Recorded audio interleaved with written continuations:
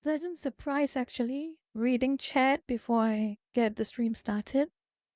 I was half expected to be disappointed again, but you were well behaved for a change. That is very good. Anyway, 各位觀眾，大家好. It's me, Banmin.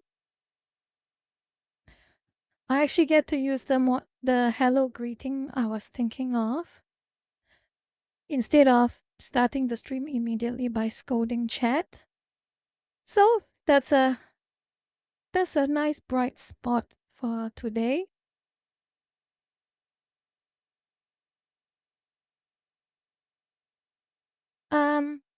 Okay, I'm reading a chat. I will not distract myself with chat for now because I have something more important to do before we get this little fireplace chat going. So let's just get kicking. Let's see here. Okay. This is not a scuff PowerPoint for a change, which is good. But I did miss the dono chats from my gaming stream 2 days ago because at time I still have a few things I'm not ready. And the good thing is I have tried to turn on text to speech, in case someone sends a donation this time. Maybe I might be able to catch the noise and the talking, and I can respond to it in real time instead of making a PowerPoint slide about this again. Anyway, let's get to it.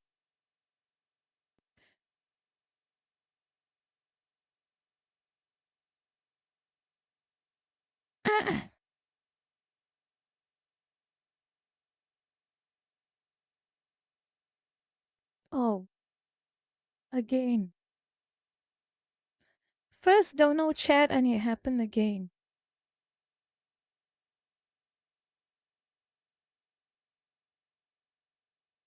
Okay, fine.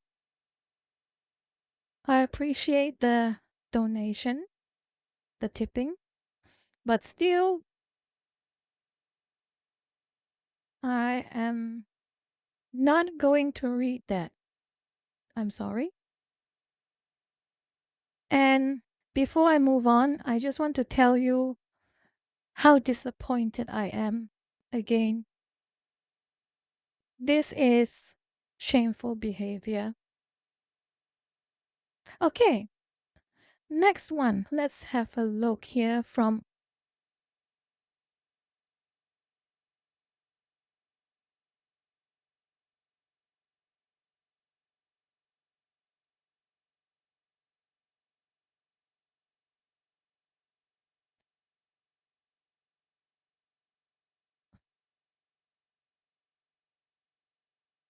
You're not making this easy on me, is it? You're not going to make this easy for me, are you? I don't know who these two are. I don't know who you are. But I'm speechless.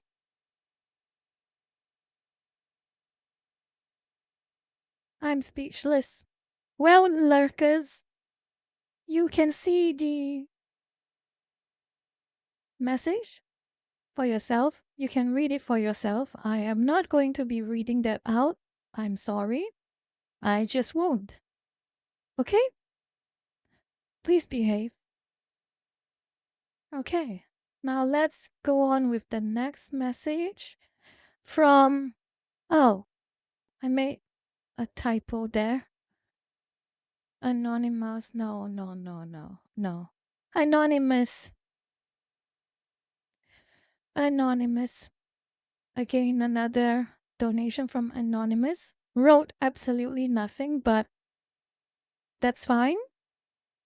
I appreciate the donation again. And wherever you are, whoever you are, appreciate it. Okay, the next donation is from Kekske Shad. Don't know how to pronounce that. Ben Yu. Okay. No comment there. You're not making this easy at all. I'm a bit disappointed. Okay, no, you don't know. Okay, I appreciate it. I appreciate you tipping me and all that, but you are not making this easy at all. All these messages, the, I'm speechless. I would like to read a normal message, a normal donation message for 1 second. I would love to do that. But you lurkers will not do that.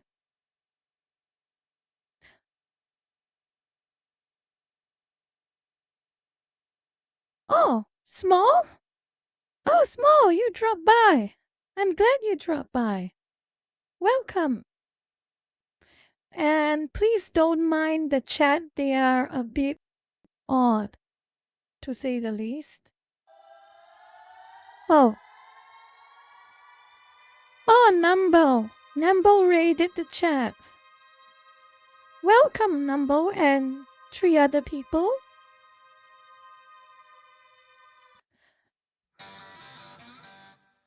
Anyway, I hope you get to hang out with me for some time small. And I hope I don't bore you. And I hope I don't bore Numble and his audience either. But I'm glad you all took the time out of your own plans to visit me and hear me ramble and chat. Okay? Anyway, I want to get back with the PowerPoint presentation with the donation chat. If there is actually some well-behaved chatters and donations in this PowerPoint slide. Big ask, I know, but I hope.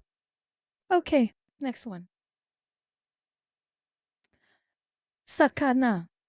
My entire life savings for Banmin. Please don't do that, Sakana. Please don't do that. I appreciate anything you are willing to tip me for, but at the end of the day, remember what I told you all yesterday. Well, 2 days ago. Remember what I told you all 2 days ago. Watch your finances. I appreciate it, but please be wise, okay?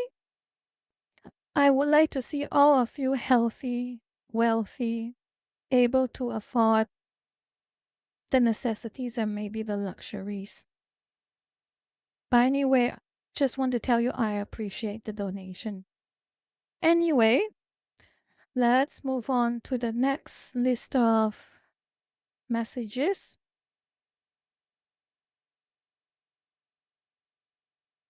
Okay, the next one is orangey. Bring all neighbors, make it lively, kiddo. First letters are the best letters. I'm not sure what reference that is, but thank you, Orangey, for the tip and the message.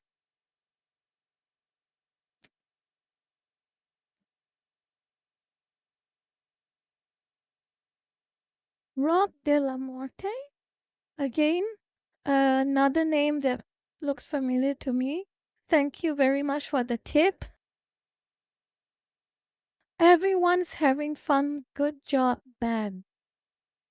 I'm glad that everyone is having a good time hearing with my company.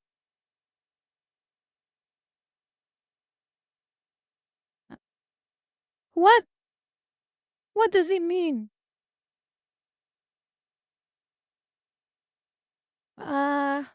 What is that? I have no idea. What? I don't know what reference you're talking about. Is that something yabai? Is that something yabai, chat?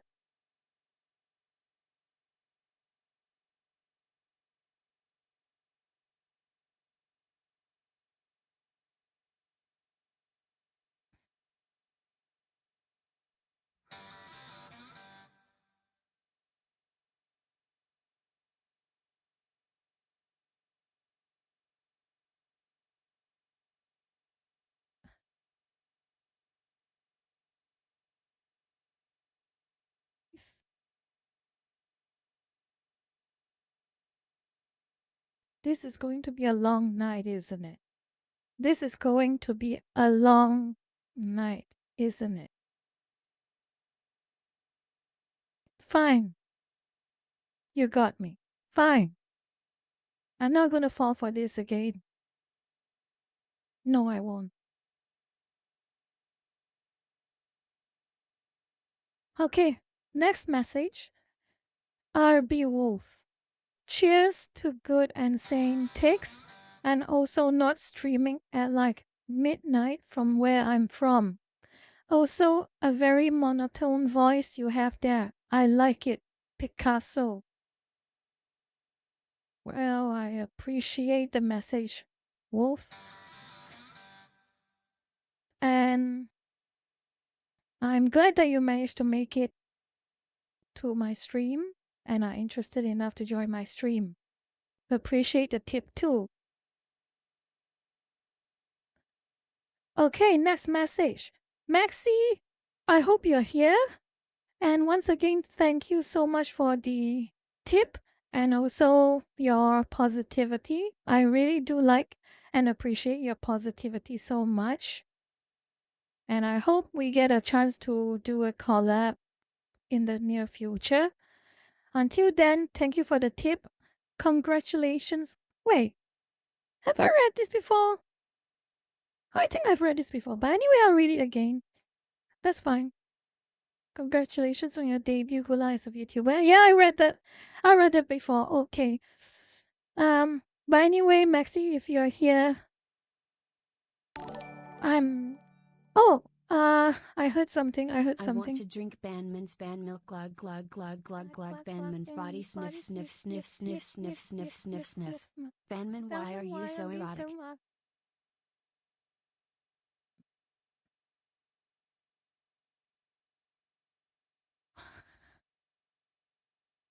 Yeah.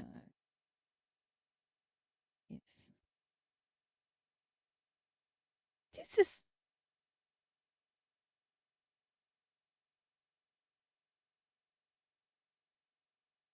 I will. This is supposed to be a stream of me talking to everyone, and I feel like I am failing my job a bit now. I'm failing my job very badly. I'm supposed to chat a lot. I'm supposed to talk a lot, but uh, but you are not making it easy. None of you are making it easy.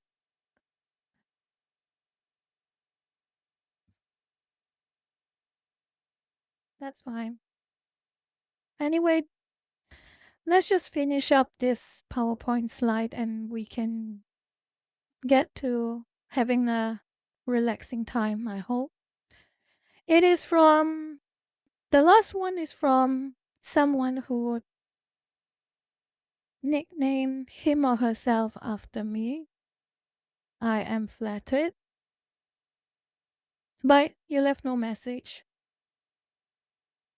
Anyway, Poser, thank you for the tip. I appreciate it. Anyway, we're done. Finally. Took a little too long than I would have liked. A full 15 minutes to go through something as simple as dono chats. This is going to be a long night. Okay, we're done. Let's close this.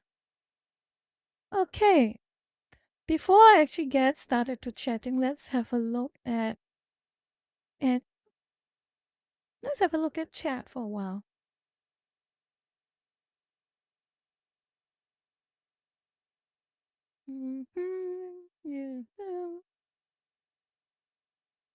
Forgive me, Banmin is bad. Okay, nothing of worth to respond to for now. So I did say that something kind of icked me when I was lurking the internets, and I guess I should get started on it, shouldn't I? Yes, I was looking on the internet 09, and there was something that really, really grinds my gears. Hold on, I will look for it right now and I will try to put this onto the screen. But TLDR, it is something in relation to tourism, literal tourism, actually. So I was lurking on the internet and I saw this, hold on.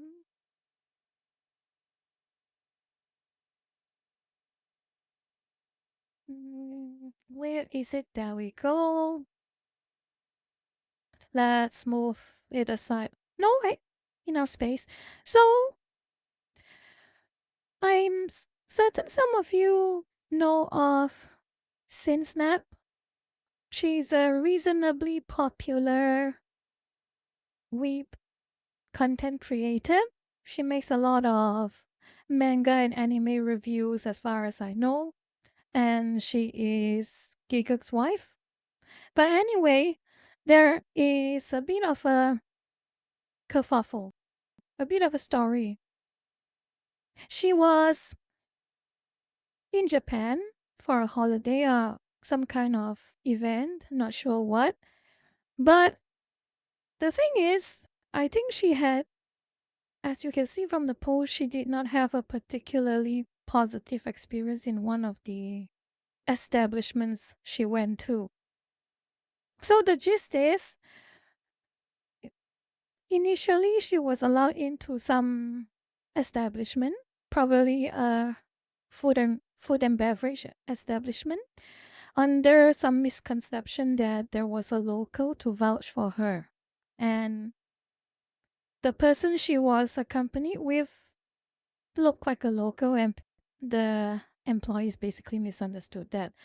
And eventually it came out that both of them were not locals. And in certain store policies in Japan, it is unfortunate, but no tourists are allowed into those establishments. And really, it doesn't matter how good your Japanese is. Certain stores have this very hard and fast policy. It's unfortunate. And I have noticed that some people, some people in Japan, have gotten a bit more strict with this requirement. Yeah. And the whole idea is, since Snap, I like her content, and I feel that, and I do know that she is a pretty, pretty pretty good person online. But this really made me want to just, I want to tell Sin Snap, she has to be a bit aware of what is going on exactly with the situation in Japan, especially with how tourism has. Oh, hold on. Let me wait for that. Banmin, followed you for years, love that you're streaming now. It's a hype dream to watch this chaos unfold amongst chatters. Hope this is fun for you and you keep going. Oh, thank you for the warm message. Let me check your name again. Let me just have a look at your name again. Hold on. I will give a check your name. If I can find it. Let me see. Most hated donut 7. I appreciate the very warm message. It is such a rarity to see someone who says something so nice and straightforward. You have no idea at all. And before that, Uranium Catsy, I saw your message. It was you who made that foolish message. Very shameful. But I appreciate the tip. Anyway, let's keep going. I want to continue with my story before I completely forget what I'm talking about, because that has happened a lot of times when I'm chatting and I just completely just blank out, and I would be like, what was I saying a few minutes ago? Anyway, I should stop distracting myself. Anyway, so the story with Sin Snap is quite a lot of stories, and one very specific message got to me. One very specific message got to me, and I was particularly annoyed by it. It's this one. So basically, Sin Snap talked about her experience, and this person say, wow, how is acceptable to be openly that in Japan? I don't understand it at all. Okay, I'm just going to talk about what he said, and I want none of you to go towards this individual, because all I care about is what was being said here, okay? Before I go on, I want to make this clear. This is just me talking about things. So there was this comment. And it really made me started to think, where have you been for the past few years? Where have you been? How does this confuse you? How exactly does this confuse you? This is ridiculous. Anyway, I made a collage. I'm sure some of you might have seen the collage on my Twitter page, but let's see. In case you didn't, this was the collage I made. This one. So this was just I'll move aside. This was just a collection of incidents over the past. Oh, let me stop for a while. Oh, no message. No message. That's fine. Thank you, Anon, for the tip. Anyway, I want to go back to this message. So, this was a collage of a list of incidents that just happened in the span of a year or so. We all know about the Johnny Somali thing. I'm sure you do. But there's a lot more than that a lot of you might have missed out. Johnny Somali was just a high profile one, but there were some even worse ones, honestly. I might go through with you and each part, and I will show you how appalling the behavior is. Anyway, let's get started with the Johnny Somali one you all know already. I won't talk about it. So, see the one at the top right. Are you seeing the one at the top right, the guy with the glasses? Yeah. Basically, that one was really very infuriating to me. Because I saw his video, I saw the snippet of his video when it happened not a few days ago at that point in time. Basically, he was doing streamer things and talking about, oh, Japan is so different from Australia, blah, blah, blah. And he went into a women's only carriage. Oh my goodness. I've not seen a women's only carriage in Australia. And he's a man. He went straight into the woman's carriage, walked the entire length of that carriage, then left. Excuse me. It is called a women's carriage for a reason. That is not acceptable behavior. You are lucky, Mr. Streamer from Australia, that the women in that carriage didn't report you to the police and didn't report you to the train authorities. Because that would have been a big incident for you. It will not be fun. The worst you had was being criticized on the internet. That's a slap on the wrist.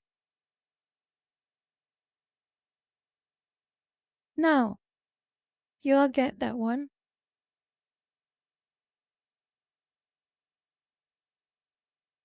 Hold on, let me read a bit of the chat and see what you're talking about.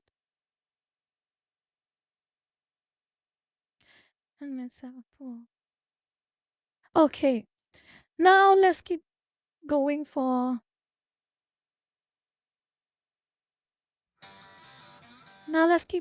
the next one. The guy below, the image below the Australian streamer, I recall his name is Fidias. I think correct me if I'm wrong, he's Moroccan. I don't know, but he was also, I think he was a tourist. And his shtick for this content was fare evasion, basically. He entered various Shinkansen trains, as far as I know, hiding in the toilets trying to get free fares. So I think eventually he got caught. But the fact that this is something you thought it was a good idea, go to someone else's country and freeload on their public transport systems and bragging about it, making content about it, very, very shameful. And again, he had a slap on the wrist. Barely nothing. Let's keep going with that.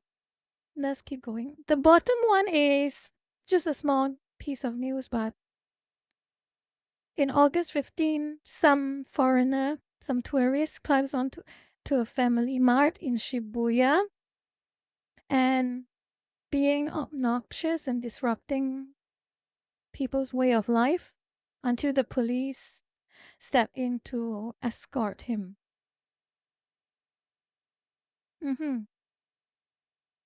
I am seeing a very strong pattern here.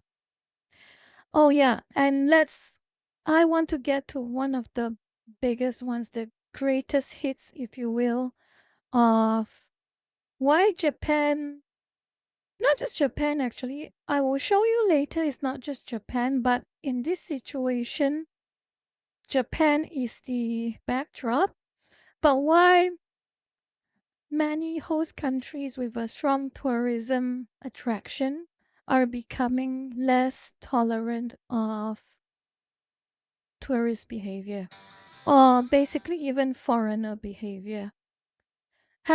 This one is going to be quite a doozy for me.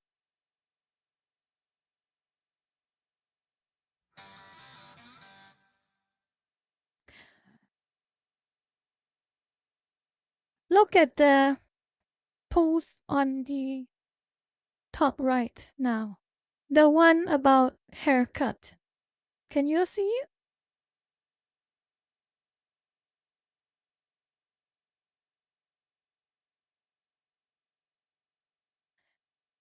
Anyway,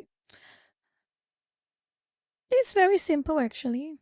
This was a very straightforward situation.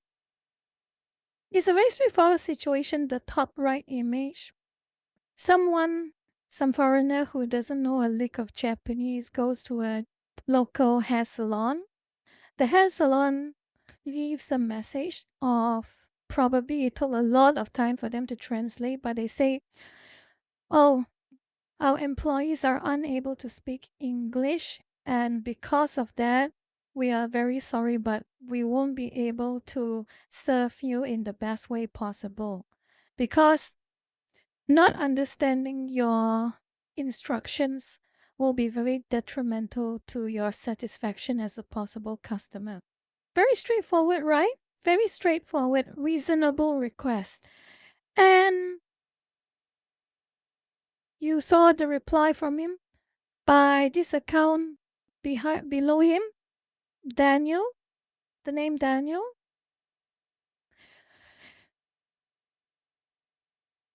I thought he was being 100% trolling. I thought it was sarcastic. I really did think I thought it was just like a joke in poor taste, but if you all dig through his replies back then, and you can trust me if you want to, but I can verify from my own digging of the information, he was 100% serious. Imagine that. You go to someone else's country who have their own language that they customarily use. You as a foreigner want to go to their establishment, seek their services, and the locals say, I'm sorry, we really do not understand your language. We really will struggle to give you a satisfactory service. And immediately, you have someone like Daniel right here saying, call the police. They should be able to speak English. If they don't, they should be arrested. Can you imagine that? How does that sound to you? That sounds like that is main character syndrome right there. That is your colonialist behavior seeping out. Imagine if you were back in the 1700s or the 1800s, what have you, and you have some colonialists saying the locals should speak our language or else we will make their lives difficult. Can you imagine how that would sound?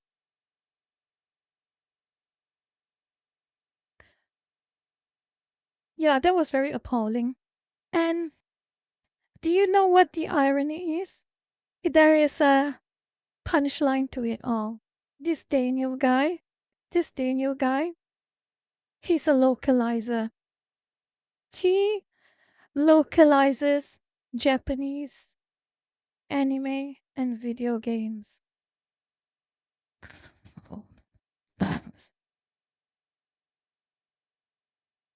Funny how that works out, huh?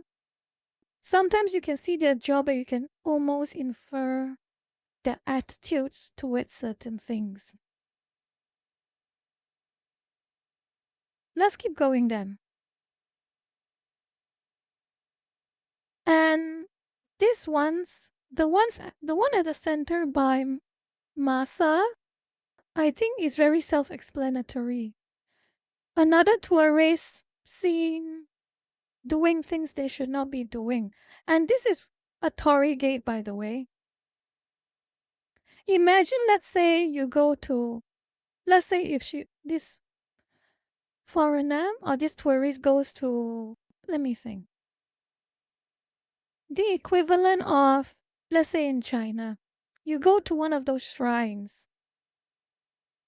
that has a very big rooftop. You climb up to the roof of a shrine and you start taking photos or posing with it. That's exactly how it is like when you climb up when you try to grab hold of a Tory gate.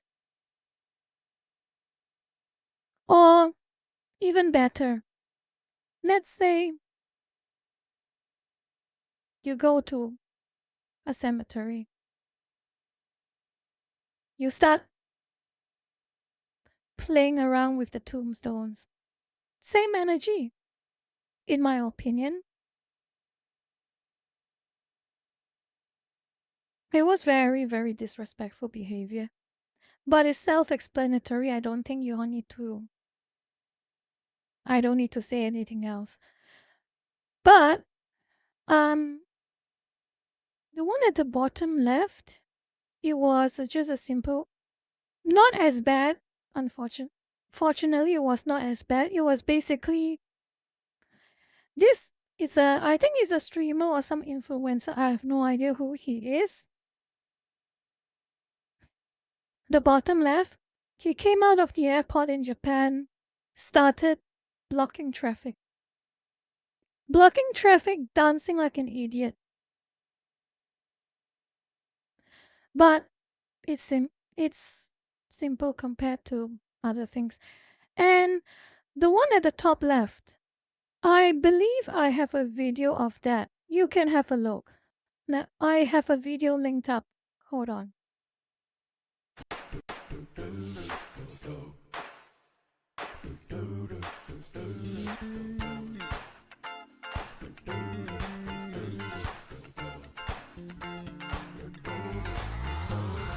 This hit that ice cold, me shot fire, that white gold. This one for them hood girls, that good girls, that's masterpiece styling. Yeah, that is another one. This one was very recent. I think, imagine you cause this much disruption in a public train. Moving around, dancing around, causing a lot of noise, yelling, laughing, thinking you are being very quirky. I think the worst one, honestly, was this guy. I think this guy was the worst. Look what he does. Look what he does. He throws the hat. Who knows where the hat went to? Who knows where? For all you know, a local might have gotten shit straight from that hat. And I think this is funny. They really do think this is funny. So, this was what I said to Sin Snap. She was respectful. I'm sure she was. I assume she was. But this is an unfortunate reality right now. The thing about being locals in a host country for tourists is that they don't have the time to assess everyone on a case-by-case basis. All they have is an aggregation of your behavior.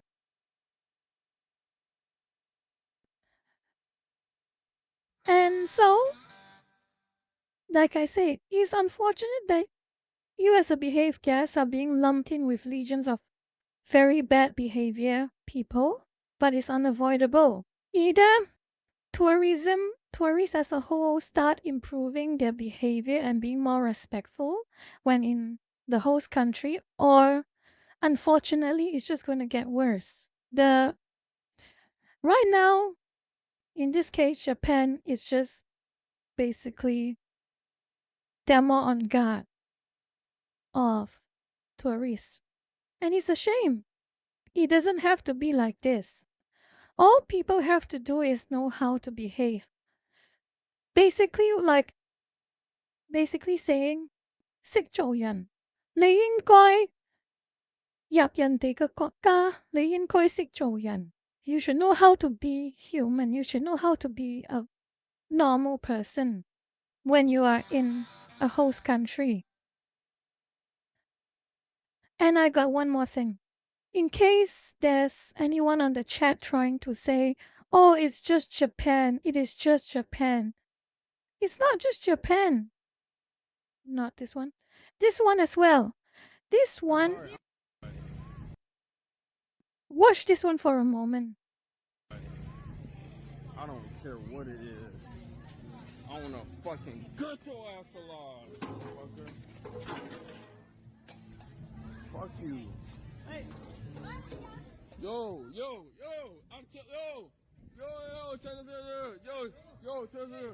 I didn't mean to. I pay money. I pay money. I pay money. I give money. I take off. Look. Wait. Yeah, chill. Yeah, I give money. I didn't mean to. No. You don't need the money. You don't do like this. Yeah, I didn't mean to destroy property. We don't do like. I know. I'm sorry. We don't need money. You don't do like this in here. I'm sorry.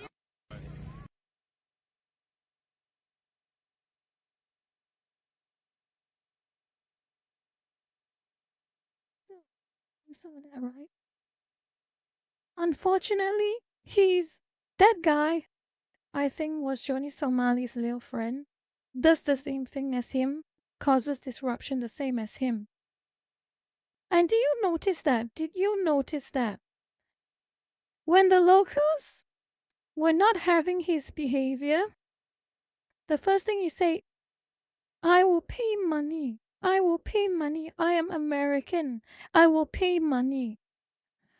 This is how they behave. Some of these people. And I do hope that a lot of Americans do not behave in such a way. I know a lot of Americans from my time running my Facebook page and also interacting on Twitter. I would love to believe that these are very minority number of people and they are just very, very loud. But unfortunately, they are creating the stereotype. Imagine behaving so badly, so terribly, that when you're being called out for it, when someone says enough is enough, you think giving them a bit of money is going to shut them up. Saying, oh, I am American is just going to magically make it all okay. Oh, they are like that. That's completely fine. They don't mean anything to it. No. Even if you're American, you should know basic respect. You should.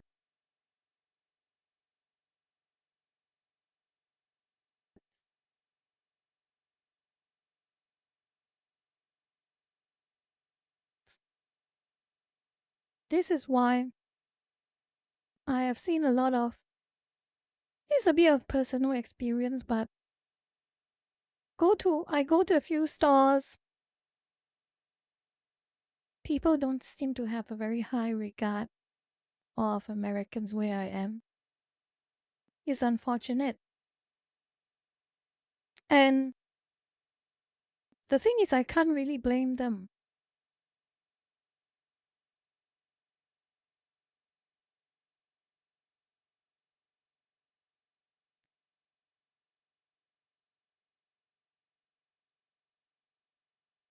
That's the first one. So I would like to go back to that post that I was talking about. Hold on. And this one specifically, I'll get back to it. This one. Well, how it's acceptable to be openly intolerant, I don't understand it at all. You understand it. Don't pretend you don't. You definitely understand it. And the thing is, a lot of people politely, I do think they did politely explain to this person with the C profile pic why this is not good behavior and why there is a basis for certain countries to have a bit of a guarded disposition. So this one, ill machine or what? You just explain it, then say you didn't understand it. It's acceptable there, so they do it. Something like I'm seeing a lot of all these replies explaining why he got it wrong, but his reply is basically being hostile. Imagine you cause problems for other countries and other countries start to get a bit guarded. Then you blame them for reacting. This is the very weird perspective to me. This is a very, very weird perspective to me. I'll close this. And this is something that I've been noticing. This is something I have been noticing when I am on, not just on Twitter, not just on Twitter to be fair, but also on YouTube, comments, especially, and also on Facebook. So there's a lot of this bakjaw and a lot of this not very sensitive, not very culturally sensitive people in America. They will throw insults at you. The first thing they will do is when you criticize their behavior, let's say, they say, why are you so reactionary? Oh, you are just a reactionary. Okay, fine. Reactionary. Do you know what that means? Reacting. So, being let's say, reactionary is a bad thing, according to them. All the time. No exceptions. Being a reactionary is a bad thing. So my question to you is quite simple. If you think that the people reacting is bad for reacting? Why are you so quiet towards the people who did the action that created the reaction? Why is it always blaming the people who react? What happened to the people who created the situation to start with? And of course, most of the time I ask that question, I either get silence or the usual go touch grass or the usual insults.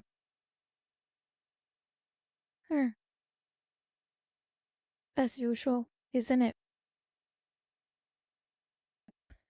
Well, I hope I wasn't boring you all, because that really did grind my gears when I found out about it. I'm so sorry if I bored anyone here.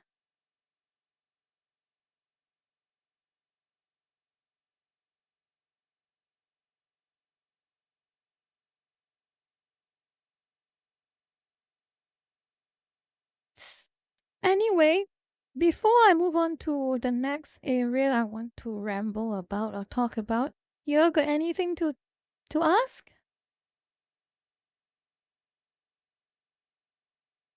Any questions? Anything you just want to talk about?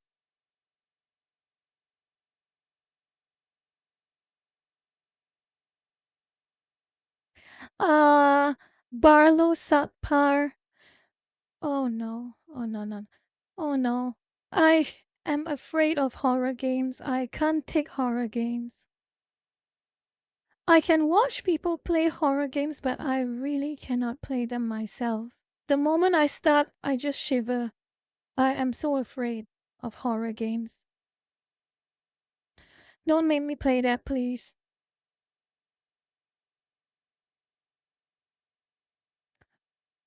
Let's play fire. Myriad Colors Bar. Myriad Colors Bar.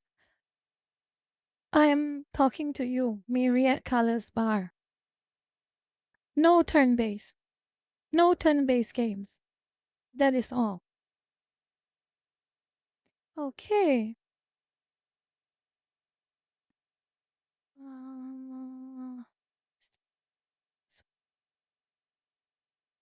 Playing any gacha games by Weep Slime.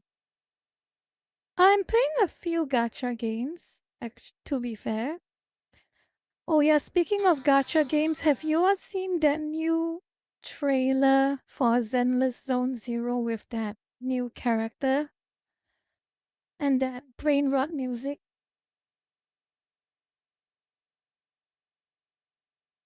I thought you called Bak Chor as Mandarin, but it's Cantonese all along. Yes,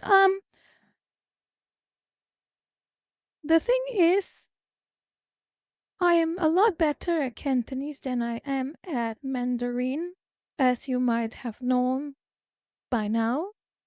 You might have known him pretty obviously by now. And the thing is, actually, I just want to ask you, do you all know what Bak Chor means? Or Mandarin Bai Chor? Do you all know what it means?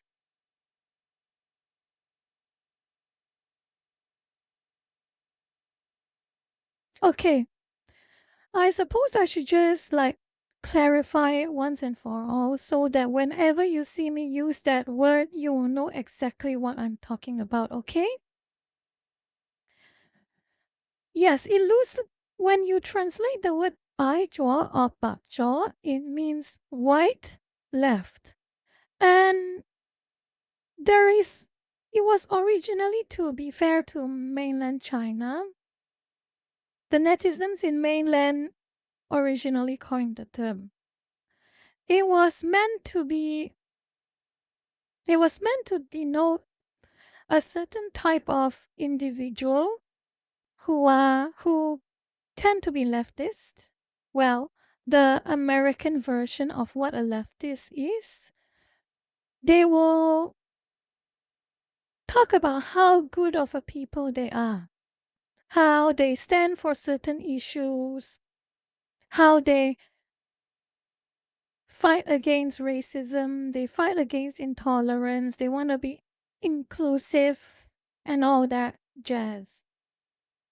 But the thing is, when push comes to shove, as you can see in so many news now, from a lot of donation frauds and all that things, they're all useless.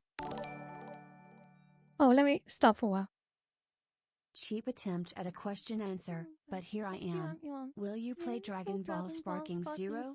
Are you a fan of Dragon Ball at all at that? Or any arcade fighting games at all?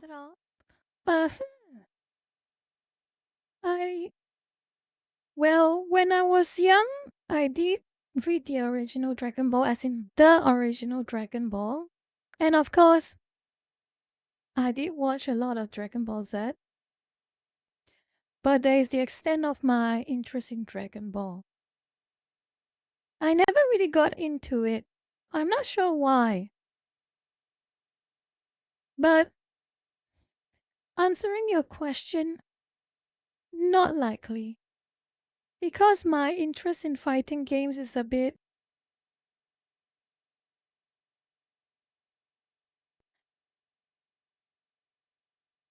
There are two voices during the reading thing.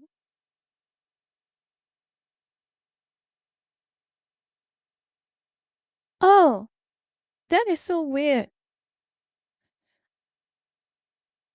Okay, that is so weird. Oh, maybe I get it, I think whenever a chat comes up, I should disable the desktop audio, maybe.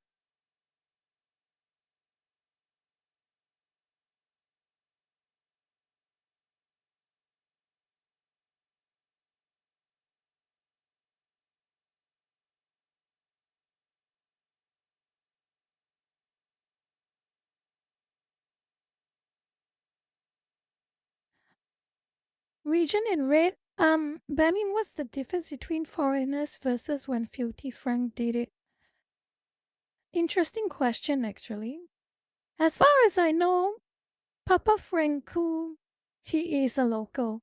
Well, I think he's half Japanese, half Australian.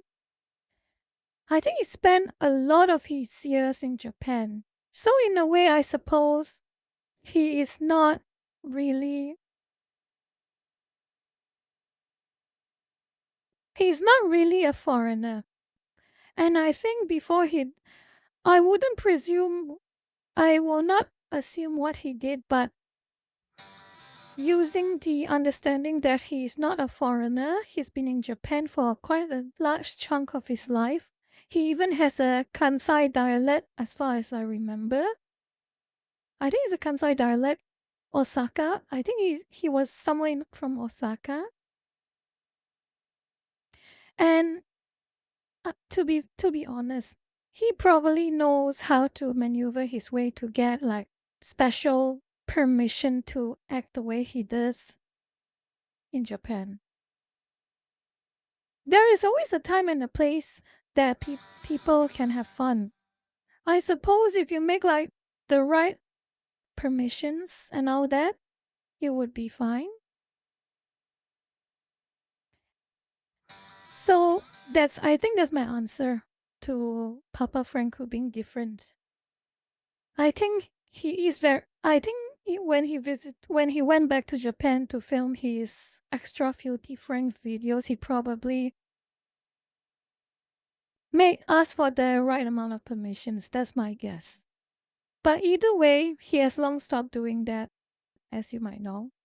He has his own music career. Hello, Ackley8. How are you?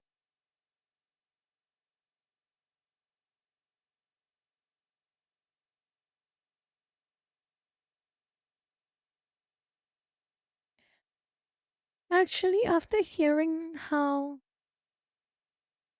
Let me see. After hearing how text-to-speech is so odd in his behavior, maybe I will just turn it off for now. I'll just read the messages as they pop up. I have access to it for now, so it's easy. Let's go. Let's get back to this.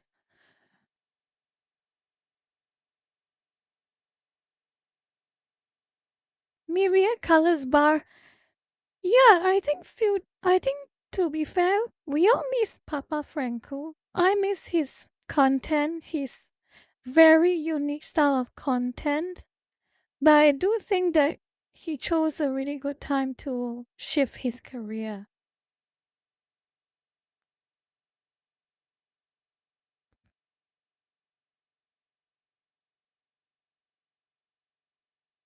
Oh, create. Oh no. I have no idea what VTuber wiki database will say about me. I'm almost afraid to read about me. I hope they don't put me in the database anytime soon.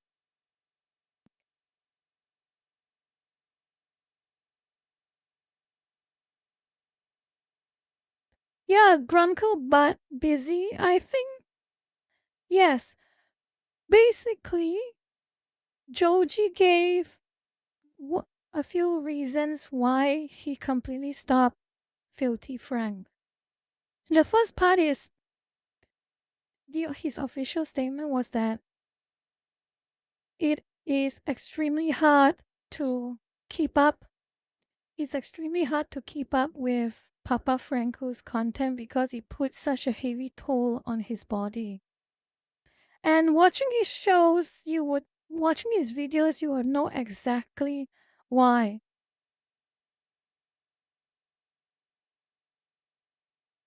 Shun, Mo-chan, are you okay? Can you hear me? And you, chat, can you hear me fine? Oh, Mo-chan, you should be more careful.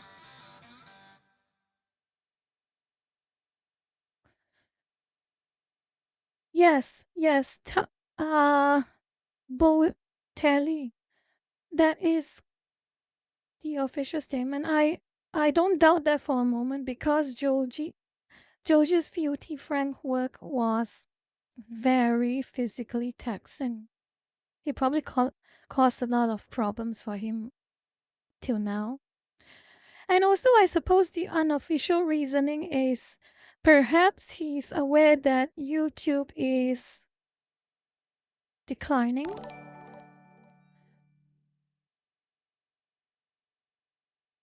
Okay, I got another. Let me just go back and have a read for edit what was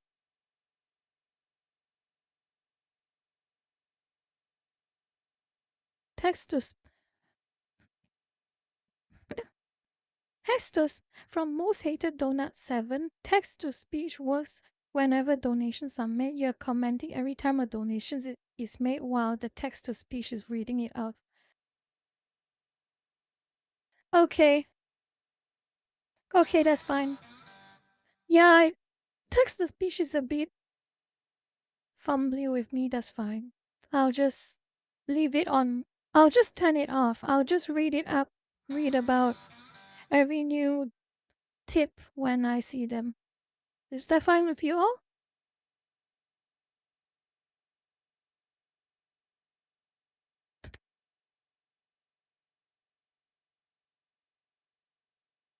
Okay. Okay, that's good. That's good. Anyway, I think I sidetracked a lot. We were talking about Bai Jaw, right? Bak Jaw?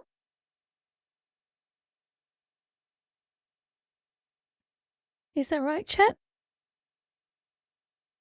Yes. Where did I stop? Oh yeah, basically Bak Jaw or Bai Jaw is a description that originally came from mainland China during their netizens.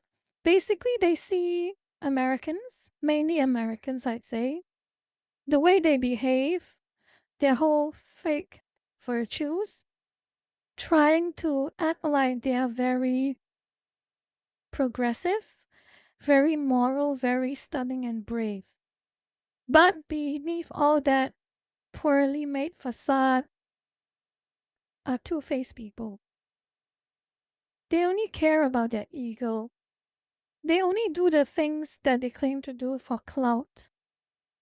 And when push comes to shove, in the face of disagreements such as, or when things get hard for them, they lash out.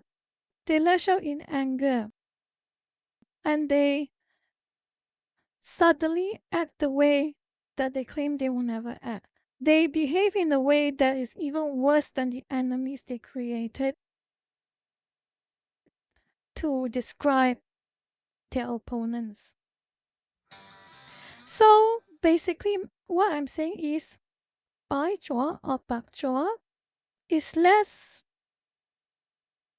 a specific description of, it's less a description of a particular type of culture or no, that's the wrong word. Bak chua is less a description of someone's ethnicity. It is more like it is a description coined from the source or the type of mindset that is frequently demonstrated by a specific group of people. Bak chua is a description of behavior. So it is very simple. It is very, very, very easy to say, let's say you are even Asian. Let's say you're Asian. Like you spend your life, let's say you were born in any country in Asia, let's say Southeast Asia, Korea, Japan, where have you? And then you go to America. You go to America for studying. Then after that, you go to America for studying. You move to California, let's say. You move to California, then you start talking like a Californian. So like talking about,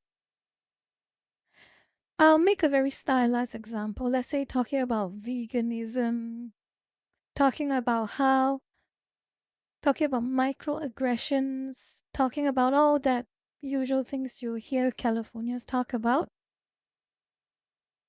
You may be a Japanese, or let's say you may be a Chinese from an Asian country, or Japanese, what have you, but you are still a bai chua.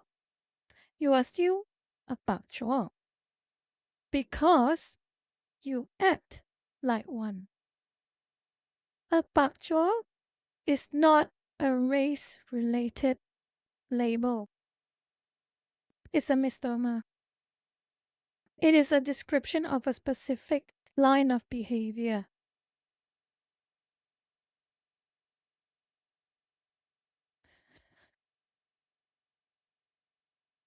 It exactly right, Weep's line. Bak chua is a mindset, which means it is not an immutable characteristic. A bai chua can reverse their thinking and stop being one. All you have to do is be willing to change your mind. Which is why, with that being said, some people might, whenever I use this word bak chua in my arguments with certain people on Twitter, they will start accusing me of being racist. But I like to think that I know exactly what I am saying when I use that word. Sebastian, good night. Sleep well. Yeah, they accuse me of being intolerant. that I am being discriminatory against somebody for their immutable characteristics.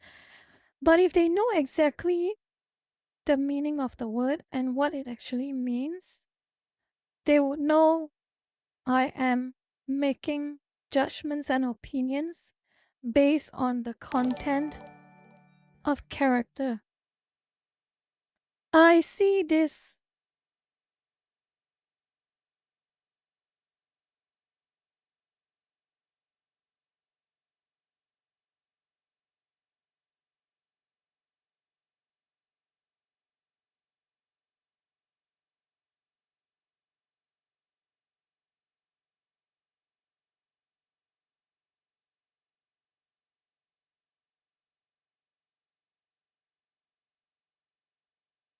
fine. I want to finish my thought. I want to finish my thought. I want to finish my thought. So, next time you see me use the word pak jaw, think let's say, just for convenience sake, when you see me use the word pak jaw, hold on, I'll just paste the word onto chat so that you can see it. Wait.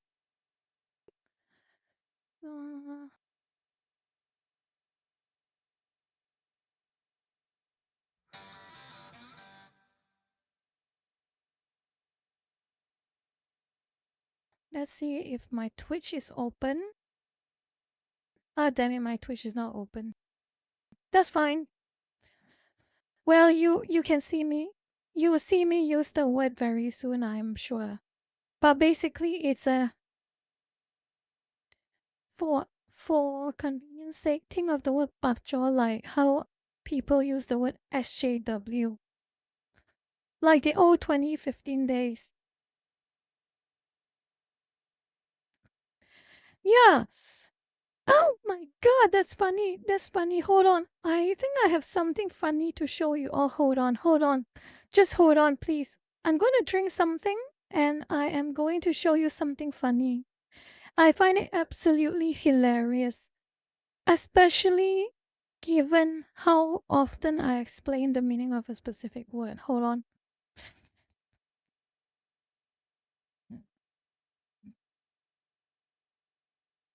Okay, let me go look for it. Talk amongst yourself. I'm going to look for it.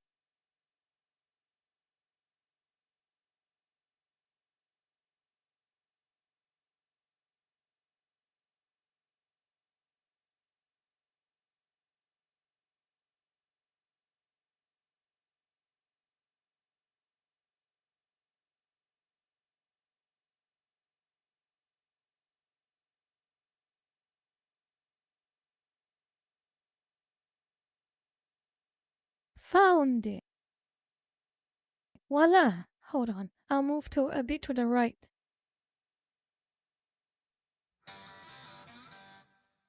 So, I had a pak jaw message me. Zazia. 90. I'm calling you.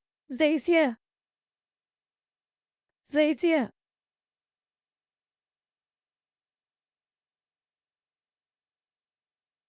No.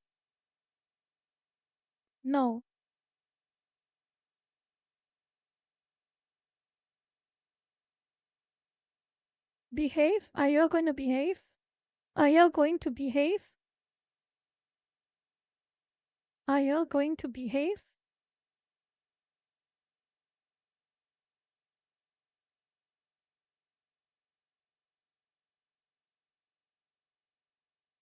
I don't care. I want to go talk about this post. I will close this. So I made this post. We were talking about CDPR. Actually, I want to talk about CD Projekt Red on a separate topic, but I'll get back to that later. But basically, all you have to know is that I was talking about something concerning CD Projekt Red, and I got into an argument with this guy, Old School Bites, and he's basically trying to gotcha me, trying to call me out, saying that I don't care about the things I talk about. And I say I do. I straightforwardly say I do. I do care about what I talk about. If I don't care about what I talk about, I wouldn't be talking about it. But of course, you are free to believe what you want to believe. So he did something that made me chuckle. Show me tweets pre-2023 when you complain about this kind of stuff then. Huh. I chuckled.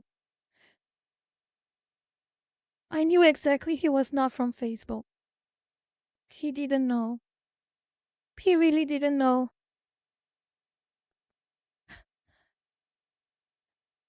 Oh my God, he didn't know at all. Well, it's fine. Eventually he found out. I wanted him to never find out, honestly. But a few of you lurkers were being a bit too helpful and told him, spilled the beans, and he understood it. He deleted some of his comments. But anyway, that's not really the important part of the comment. It's another one that I get spammed a lot. I get spammed by this specific guy a lot, so I muted him, but I didn't block him. I will go down and look for it. Let me see. There we go. This post is from an account you muted. He's also trying. Oh my god, that name. How am I going to hide the name? Okay. His name is not important. It's a very terrible name.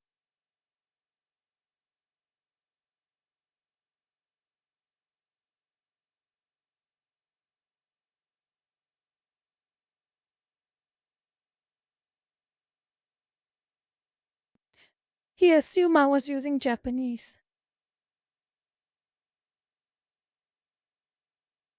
He assumed I was using Japanese.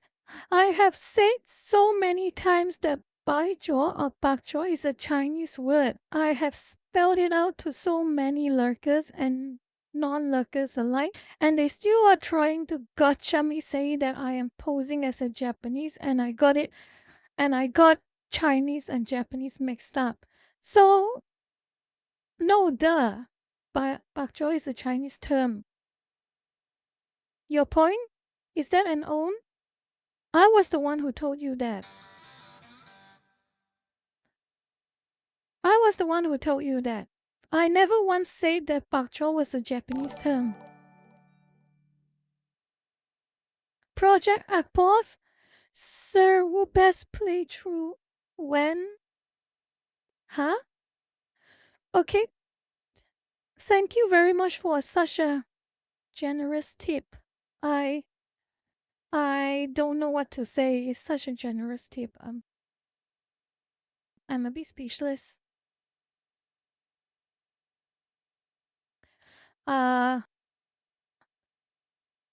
Thank you.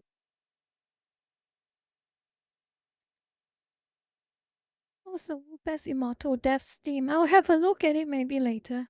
But anyway, point is, I get a lot of bakjiu who try and gotcha me. Call me a wannabe Japanese. 你有冇搞錯啊？你諗住我係日本人？好笑啊！ Seeking back.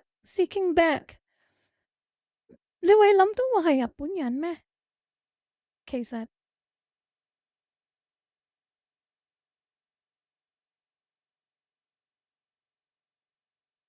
我唔係日本人，但係我識就係廣府話。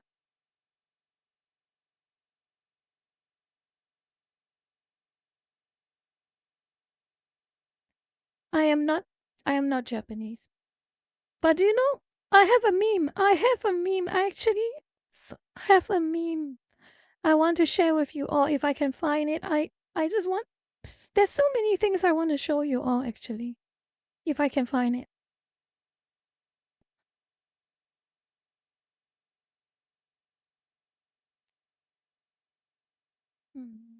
If I can find it. If I can't find it, I'm sorry, but if I can find it, I'll show it to you all.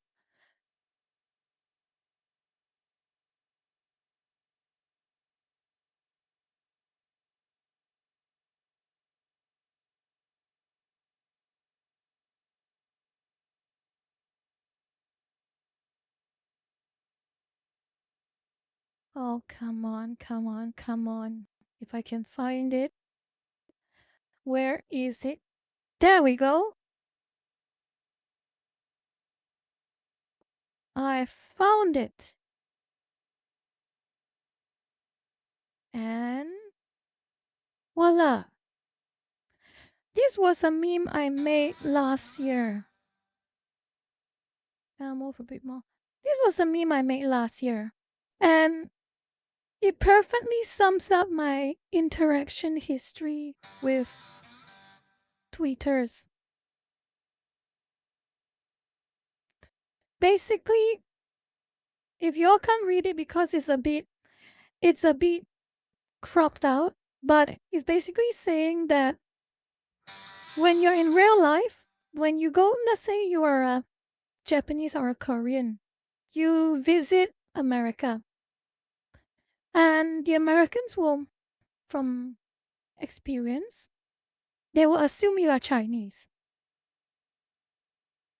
Very normal, I guess. But then you go online, it completely flips. If you are a Chinese or a Korean and you interact with Americans online, especially bakjo Americans, they will assume you are a weeaboo. They think you're posing as a Japanese. They think you're Japanese. So simple. I can tell you as a matter of fact, if you are a Japanese or a Korean and you get mistaken for a Chinese, you will not be very happy. And if you are a Chinese or a Korean and you get mistaken for a Japanese, same case. That's my point. That was the meme.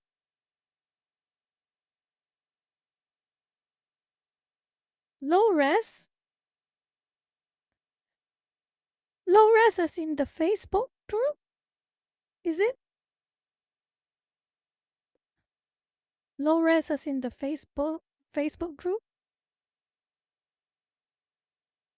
Oh, welcome. I've only heard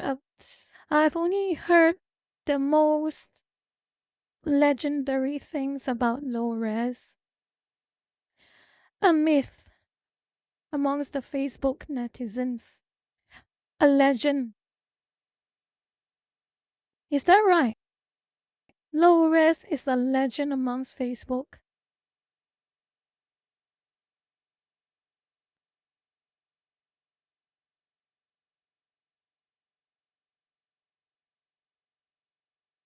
Well, welcome low res members. I hope I don't make you all cringe. And I hope you all don't find me boring. I just want to tell everyone here are not enemies. We all hang out, we all chat, we all hopefully have a good time here. Okay? Can you all do that? Low res members? Relax here.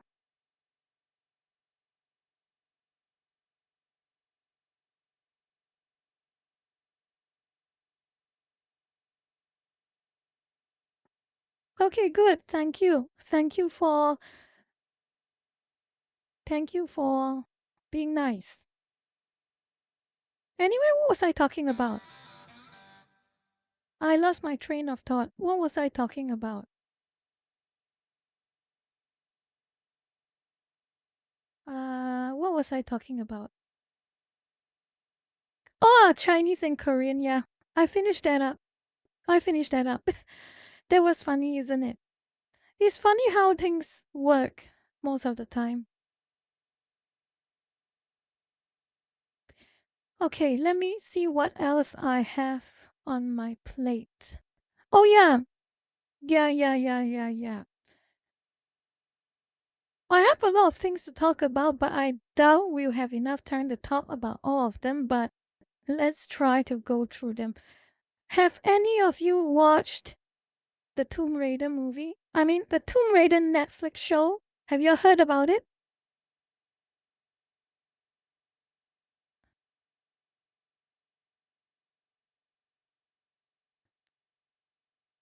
Oh,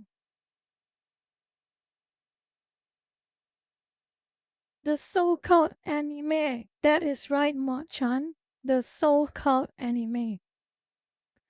I mean, I will be fair here. I will be very fair to the Tomb Raider Netflix. I won't call it an anime, I'll call it a cartoon. The Tomb Raider Netflix cartoon. I will be fair. I don't have anything against it, but I won't watch it. If I don't like something, I won't watch it. I will complain about it maybe once or twice at most, and I'll just completely write it out of my mind. But what I won't stop talking about are journalists, games journalists. And there's one specific article from a games journalist writing at The Guardian that I find funny, hilarious. Let me just open it for you.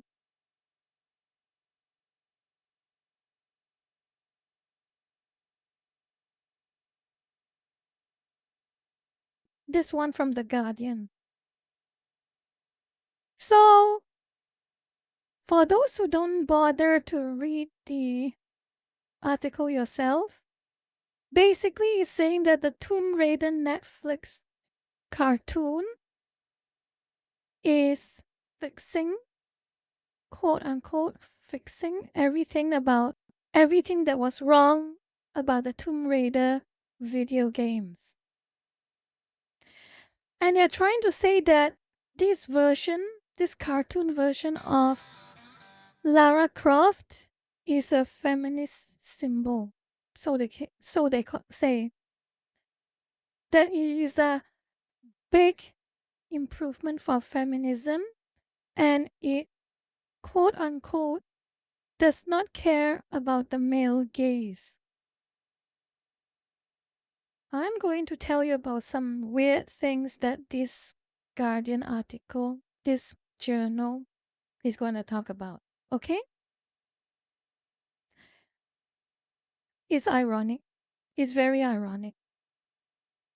So this article talks about how the Tomb Raider cartoon is very, very good because it is a symbol for feminism, and it is also very inclusive and sensitive and a very inspirational reimagining of Tomb Raider.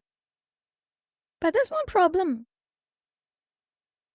You see, these Guardian journalists, they claim to be very anti-racist. They claim to be very progressive, very ahead of the curve. But here's a big problem. I have seen multiple accounts of people talking about the Tomb Raider cartoon. And one thing that really stuck out for them is that Lara Croft is quite useless throughout the series.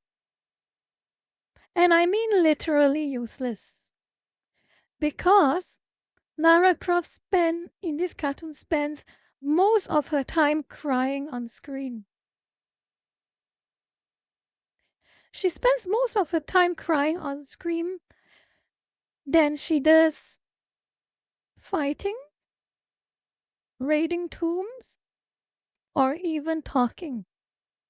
So, it's ironic actually, because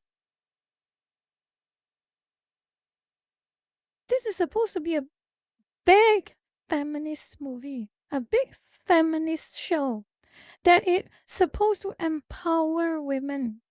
And what did they do? What did the show creators do to arguably the strongest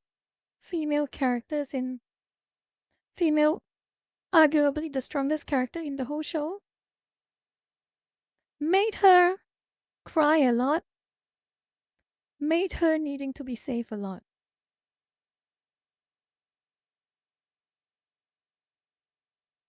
I can't be the only one who finds it ironic, can I? So there's a lot of talk about this show, and of course they made Lara a lesbian, because of course they did.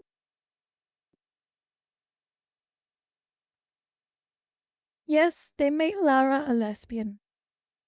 And would you like to her lesbian girlfriend, or her lesbian partner is funny. It's very funny, because it looks like from the character design of her lesbian partner is that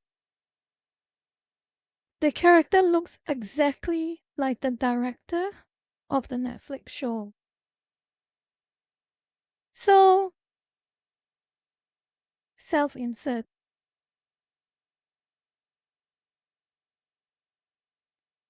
Some director fantasized so much about hooking up with Lara Croft, they made her lesbian and hooked her up in the show. I don't know what to say. You can see the character design for yourself. And you can compare it with the photo of the director yourself. Other than the character in the show having blonde hair, the Lara's partner looks almost exactly like the director herself.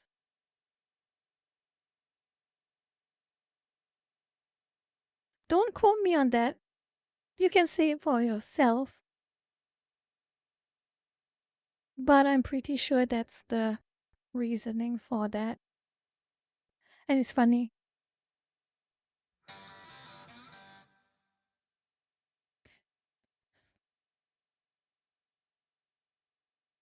And of course, there is another character in the show itself. Another character, I can't remember it at the top of my head, but in the games, he was a womanizer. Very popular, had a lot of ex-girlfriends. But for the purposes of this show, they made him gay. And do you know what was the insulting part about it? Is that they made him a stereotype. They made him a stereotype. That is, if you're talking about offensive, if you're talking about insensitive, you are talking about genuine representation. You make a character, sure, can be a gay character, but you make them compelling. You don't make them into a stereotype.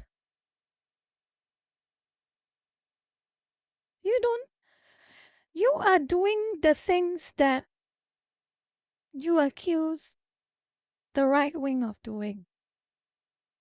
But you do it even worse. You think it's a good thing some more.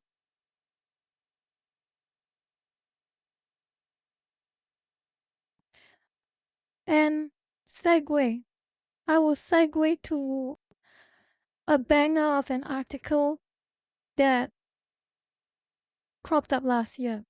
And it further shows you the two-faced and ironically terrible behavior of the people who claim to be so good and progressive. Please Try not to be too shocked.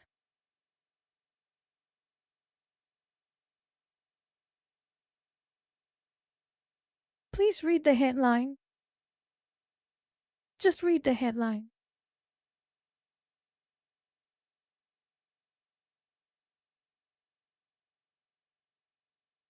Hello, Gromass. Hope you have a good day.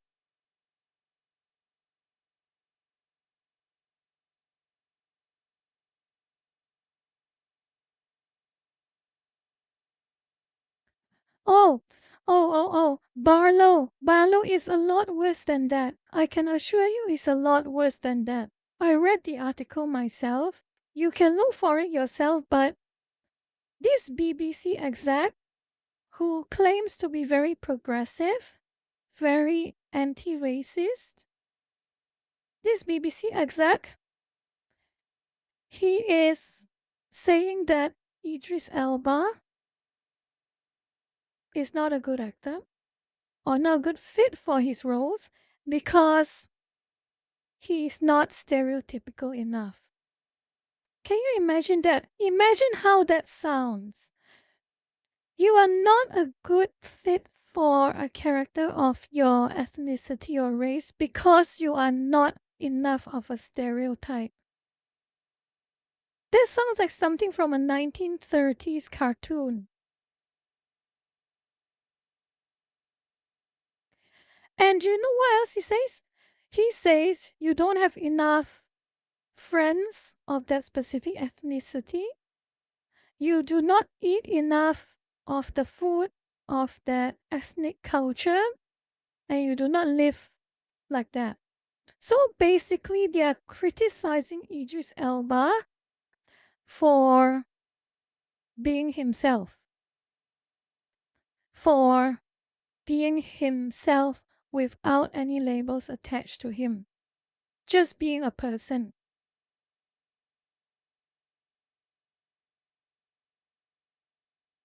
I told you not to be too shocked about it.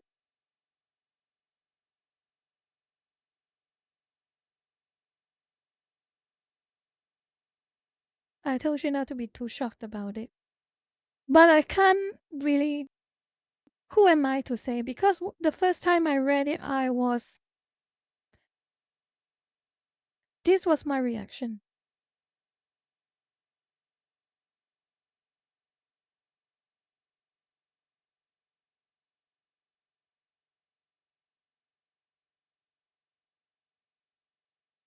I cannot believe what I just read.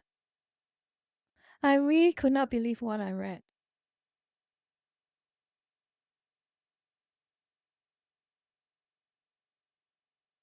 So, that really is the experience I have lurking the internet. And you know what? I'm glad I have some people to talk to vent about all this. And I'm also glad to find out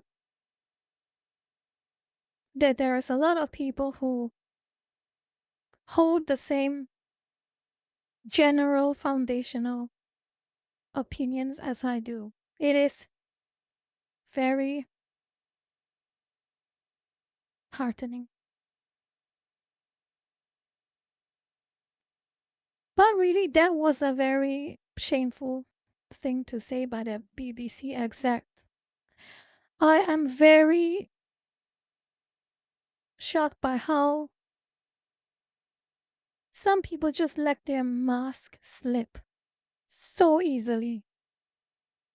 And speaking of mask slipping, I want to talk to you about. Hold on. I will be talking to you about CD Projekt Red and my personal experience with them and what has been on their news cycle for in a short period of time. But right now, I will be taking a very short break, maybe 5 minutes tops. I will be back with you all soon. So talk amongst yourself and behave. Okay?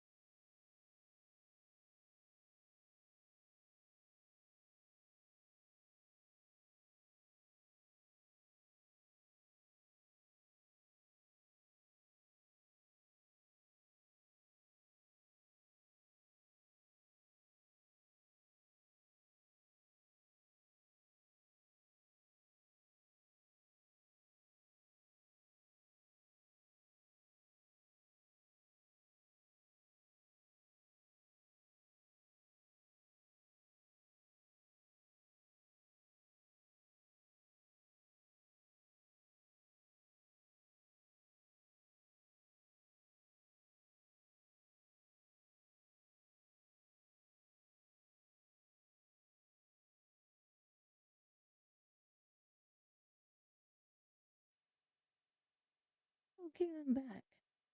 So, what are you chatting about, lurkers?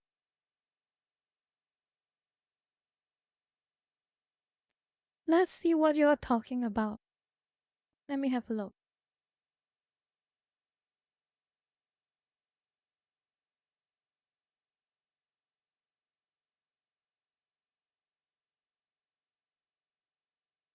Zero 09? 09? 09, where are you? 09? Why did you say that?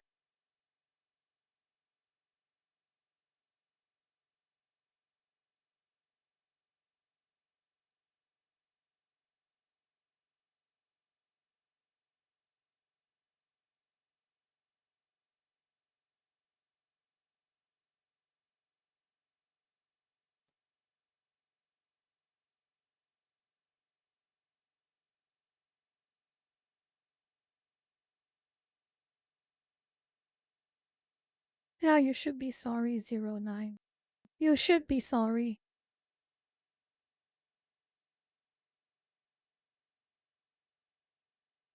You should be sorry. Well, anyway, I think I might have enough time to talk about one more thing that's on my mind right now. And it is my personal story with CD Projekt Red.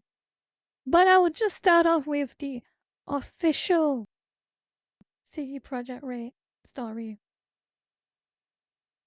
I'm not sure if any of you heard of the name Endymion. He's a YouTuber.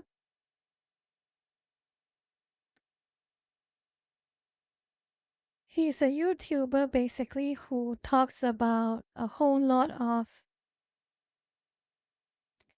things that a lot of pervasive things that's happening in the games industry right now. I can say for certain that a sizable amount of what he says are observable.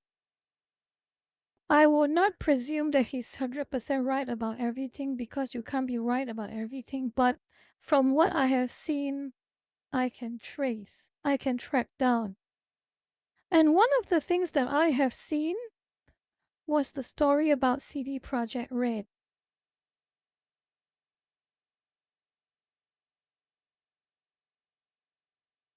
And here's the thing.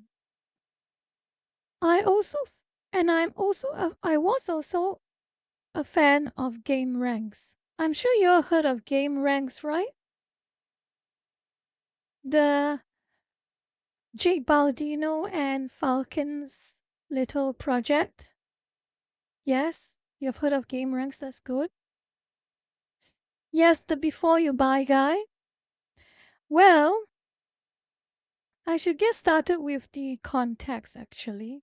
So Endymion recently claims he, an insider at CD Projekt Red, told him that CDPR is having a bit of a manpower issue when it comes to their studio developing games. And this was a problem that can be traced back to their recent pandering to ESG. And also, when you pander to ESG, you by extension pander to DEI.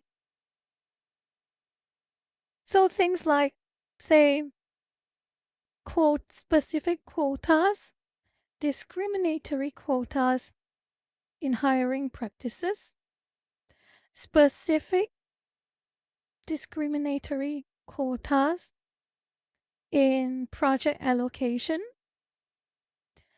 and specific issues with the competency, the skills, and the merits of your new hires because you prioritize discriminatory hiring practices over merit-based hiring. So Endymion quoting this insider said that because of such a serious lack of skills in the current CDPR workforce, they have resorted to abandoning the Red Engine, which is the engine they use for Witcher 3 and the engine they use for Cyberpunk 2077. And now instead, they are migrating to Unreal Engine 5. And to me, and I suppose to Endymion, it is a bit of a red flag, a bit of a warning sign, because when you have such a powerful and good, a powerful in-house built from the ground up proprietary engine like CDPR with Red Engine, you don't just convert to Unreal Engine 5 without a good reason. And from my understanding, the Red Engine is about comparable to Unreal Engine 5. So using the whole arguments that's being provided by Endymion quoting this insider, it appears that CDPR's staff and army of programmers are having a bit of a skill shortage per se, which means that they can only rely on something a bit tried and basically rely on the McDonald's of game engines, which is Unreal Engine 5. Because they either lack the competency or the care to acclimate themselves with in-house Red Engine. So that was the narrative. That was the story. That was the story that broke.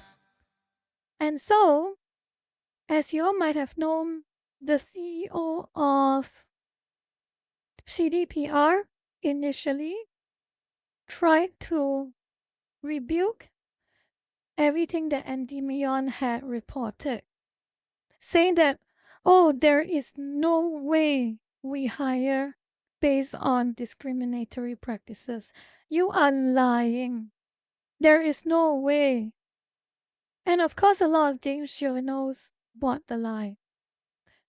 And one of those game journals who did buy the lie was GameRanks. So this was GameRanks' article. And let me try and open it up for you.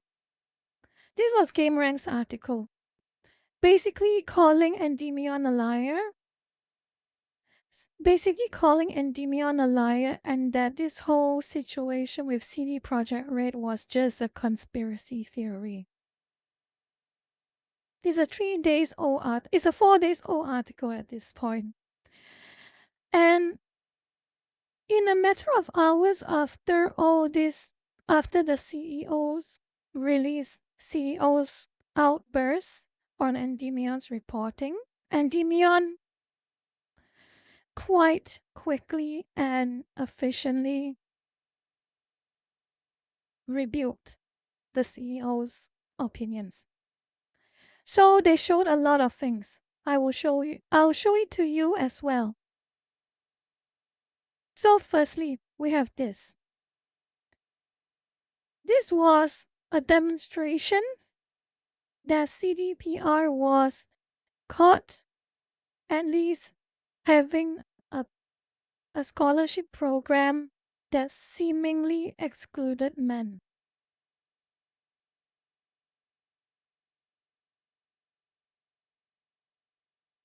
This one would have already been evidence enough, but we have more.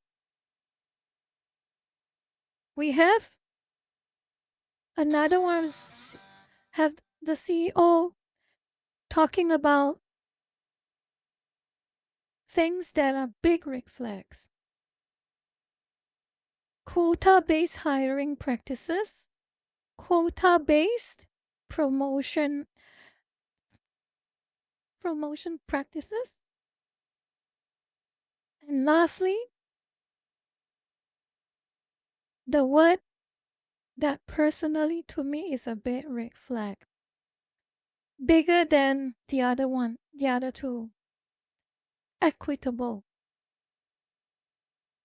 There are only two circumstances where the word equity, well, three circumstances. There are three circumstances where the word equity should be applied. Only these three, as far as I know, and the rest are big red flags. The first one is equity in the context of company ownership, as in you have an equity in the ownership of a company. That is one, very fair. The next one is equity law, which is a form of basically provisions in the legal system that allows people who may not, that is a simplification, but is a set of regulations and prescribed processes that allow people who usually can't afford lawyers to be able to participate in the legal system and have some semblance of fairness.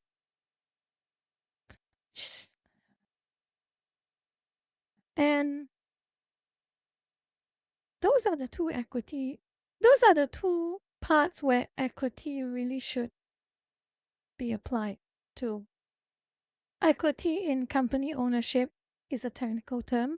Equity in the legal system, it is to establish a more even playing field within the legal system if you do not have a lawyer. Then there is this third type of equity, which is equality of outcome. There's no other word to describe it. Equality of outcome. If you know what that word means, you know exactly why that is a very bad idea. Yes, average Joe. Equality of outcome, equality of suffering. Basically, it doesn't matter how hard you work, how skilled you are, how passionate you are, or how motivated you are to work. At the end of the day, you won't get the benefits as much as the person who worked less than you. That is equity. Equity means it doesn't matter. Equity in this third context means it doesn't matter how hard you work or how much effort you put in. What you get at the end of the day will still be the same compared to the one who did less than you. So I saw this word equitable in the context of CDPR.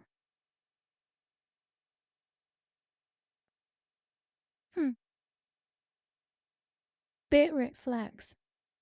And I know for a fact they definitely do not mean in a legal context. They mean equity,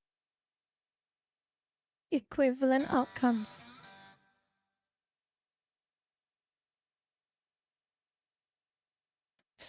So anyway, let's keep going on. I sidetrack a bit on that, but let's keep going. The next image. A classic. This is an absolute classic. I'm sure we all have seen this image before, right?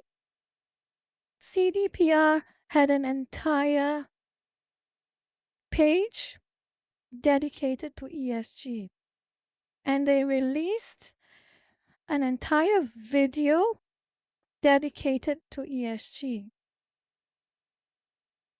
The CFO came out and talked about ESG, hard pushing it. You can find the exact video right now on YouTube. And if you have the extension that shows you an estimate of YouTube dislikes, you are in for quite a treat. And if you read the comments, you are doubly in for quite a treat.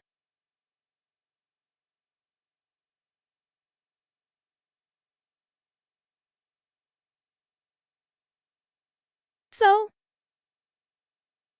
like Endymion said, and like I personally observe and all of us observe, mountains of evidence. There is mountains of evidence proving Endymion was correct, at least in the context of that specific CD Projekt Red incident. He proved it in a matter of hours. He proved the CEO to be lying in a matter of hours. And of course, games journalists being games journalists, they wrote those articles within hours, got proven wrong, they didn't take them down. As far as I know, none of the games journalists took down any articles. But I wasn't surprised by that. I wasn't surprised at all that IGN, Kotaku, Polygon, the usual suspects wouldn't take down their articles because they are biased. They have an incentive to push this story. But you know what surprised me? Game ranks. Like I told you, I like game ranks. I like G Bautino. I like his reports on games. And I also like Falcon. He also has entertaining videos on games. I always thought that game ranks would be a bit more even-handed with their reporting. But as you can see in the first image, this one,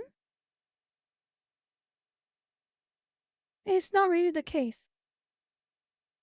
When I saw this article, you saw the timing of this article, October 11, 2024. And Endymion proved the CEO wrong within hours of his reply.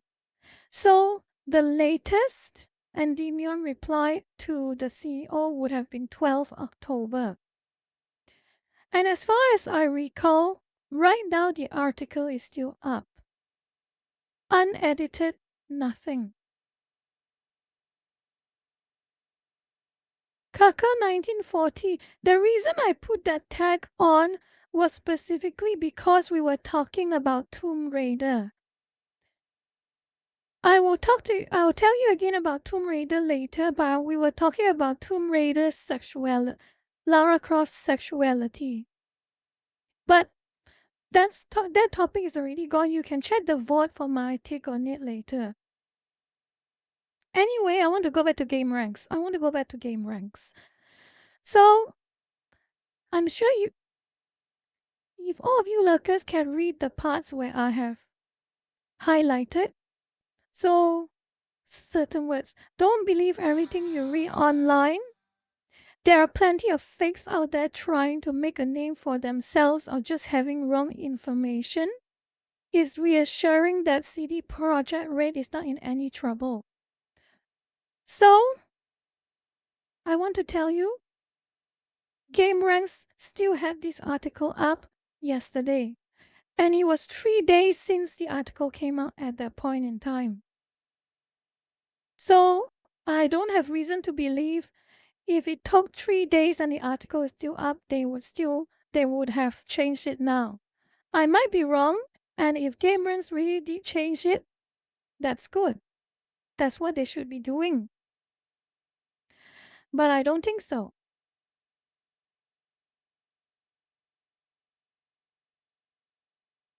I don't think so at all. So this was my take on GameRanks. It was very disappointing because I thought that GameRanks was at least more even-handed with their takes on video games and their Hold on. I need to read. Curious Way. Will I give Helldivers 2 a second chance because of the fixes to balancing? Well, short story is not anytime soon. The long story is that I have had initially positive memories of Helldivers 2, but the negative memories that came subsequently outweigh the positives. So I want to talk about. Oh, they deleted the post, J. Hinks? Did they? Oh, huh. That's very good. That is very, very good. Game Rights deleted the article. Are you sure? Very good, very good. Okay, good. Very good.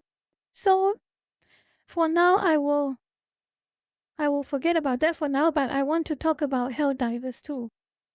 That's good. I am glad that Game Ranks had a bit of fairness towards facts in that situation. I was not happy to be disappointed by Game Ranks. So I'm happy now. Anyway, what I wanted to talk about Helldivers 2 is that my bad memories of it outweigh the good memories. And is from 3 different things actually. Firstly, is what all of us kind of share. PlayStation ruined Helldivers for a lot of us for the PSN nonsense. And the second part was I look at their history of behavior, the devs, specifically the ones in charge of balancing. I can see something is very off with the balancing team and the CEO. Because from what I can see, the CEO and the COO, they are the ones very open to player feedback. Players have complained about balancing, have complained about nerfing, all the nerfings that the balancing team have done, and the CEO and the COO were very open to that, saying that, yes, we agree. The game should be fun, and if the nerfings are making the game less fun, it is a bad thing and we have to fix it. But here's the problem. The CEO, the execs at Arrowhead, they say the right words. The problem is that the actions of the team at Arrowhead contradicted their words. So the CEO talked about how nerfings should be fixed, but subsequent updates, nerfs got worse and worse and worse. And not just weapons were getting nerfed, enemies were getting buffed.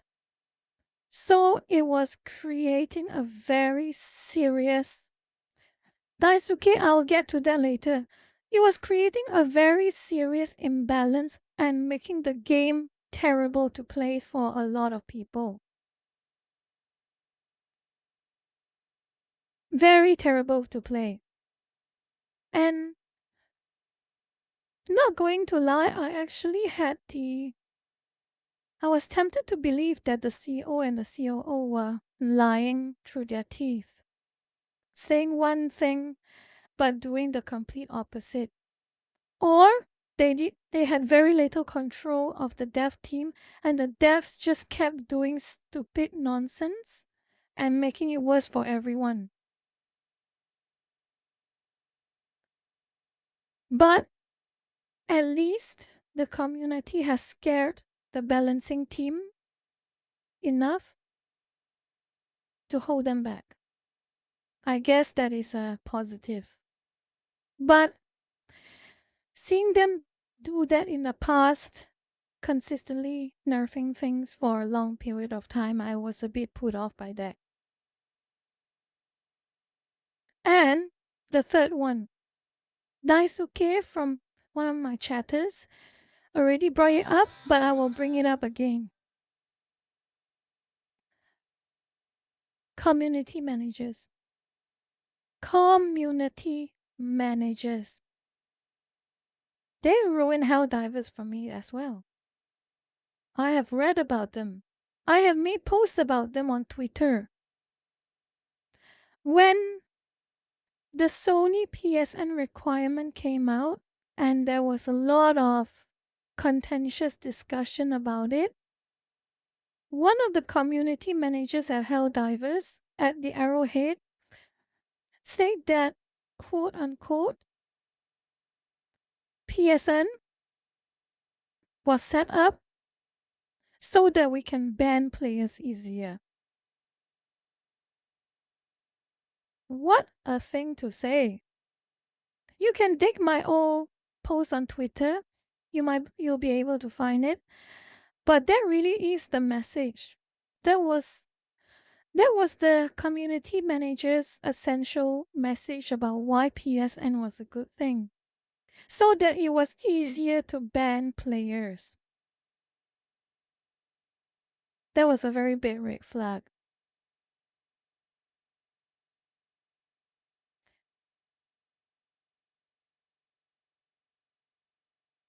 And then there is a whole situation with Discord. Their official Discord account. I have seen. I don't know whether it has been debunked or not, and it was proven to be fake. But there was one time where Discord moderators for the Helldivers 2 Discord were given like pamphlets about how they should behave. And it was a very, let's just say, interesting pamphlet.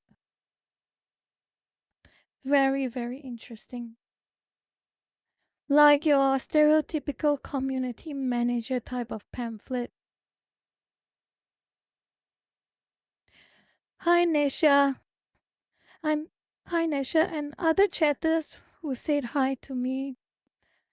If I don't reply to you, you probably know why. I am a bit absorbed in my own rambling.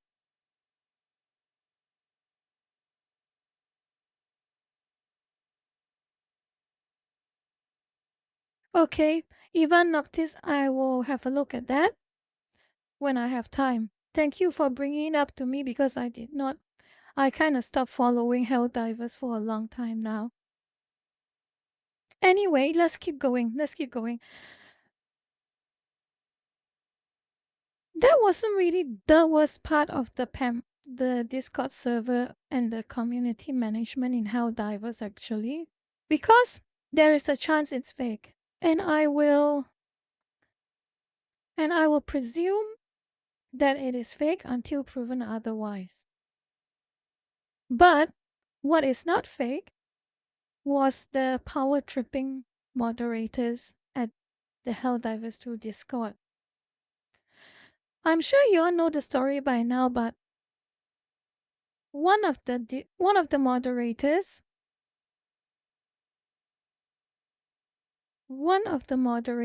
posted a lot of very specific style of artwork where they turn Helldivers into various animals.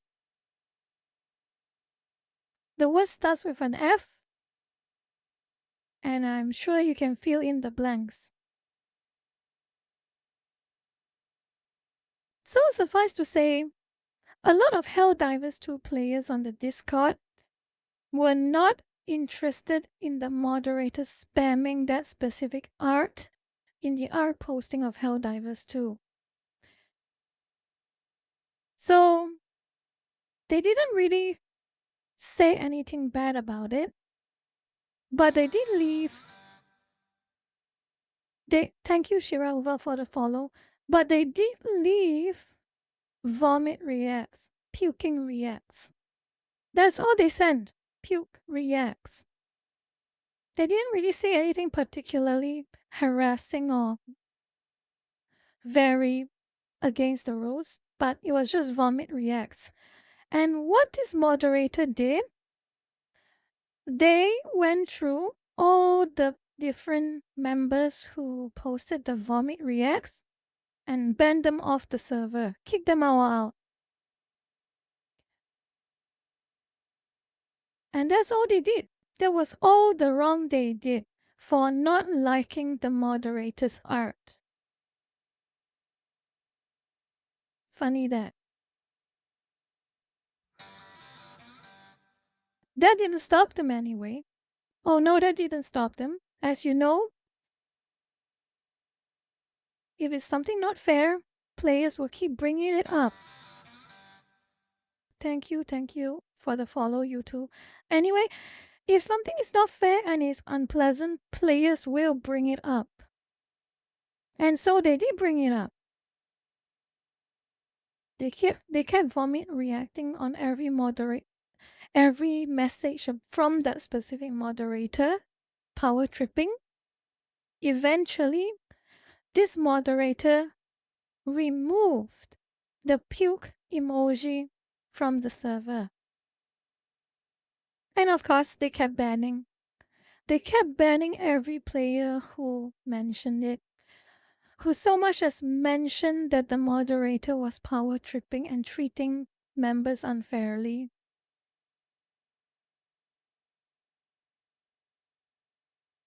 No one controlled the moderator's actions. As far as I know, the other moderators supported it. So, the long story, as explained, why do I not care about Helldivers 2 right now? These are the 3 reasons. That answer your question, I hope.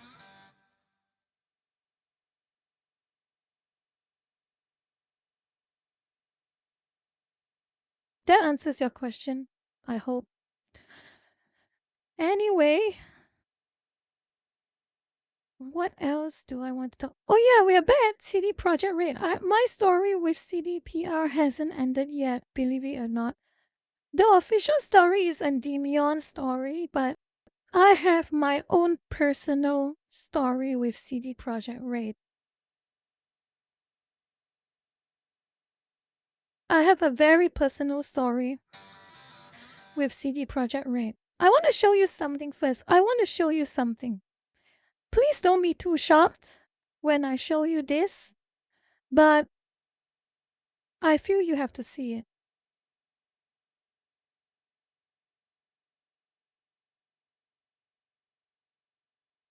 I feel you have to see this.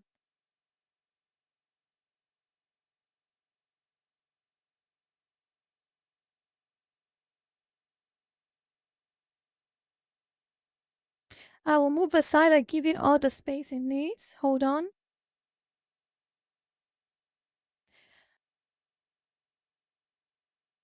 There we go.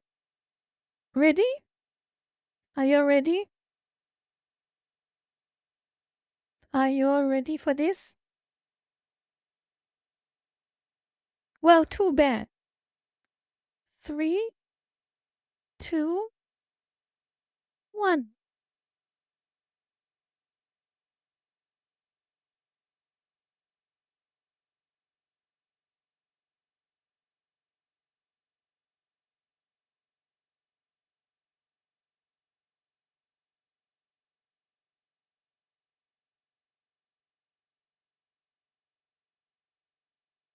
Yes, I got blocked by GOG. And I'm gonna tell you why I got blocked. And I hope at the end of the day, it's a funny story.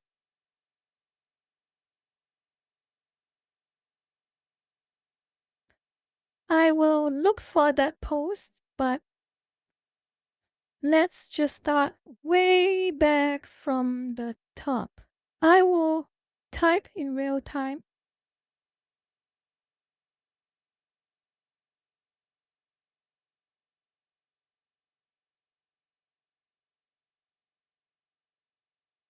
It all started with this game. This game is a Taiwanese game, Azrael. It's a Taiwanese game. So, this game is called Devotion, and it is a game made by Taiwanese devs. And the story behind it is that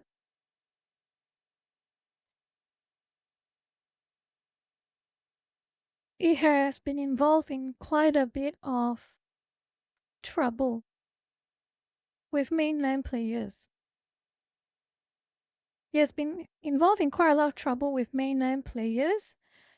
And so, I'm sure some of you might have remembered. I don't know how many of you have remembered the situation with Devotion, but long story short is, since the devs are from Taiwan, they have very specific opinions about the mainland government, as you would imagine.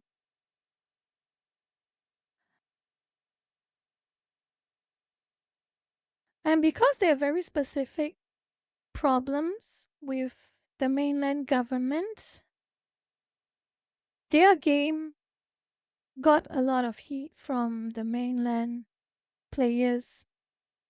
Well, basically from all mainland players, mainland Chinese players. The Devotion had a content. Before it got released, Devotion had some content changes from its, I think, like very beta builds. And someone, I don't know who exactly, they had access to the data mine of Devotion, the game, and they found an asset, a very old asset. It was a fool.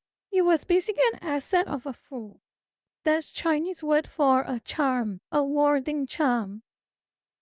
And the big problem with that warding charm in the game was that if you translate the Chinese words on that charm, it loosely meant something along the lines of Winnie the Pooh. I'm sure you all know what that means, right?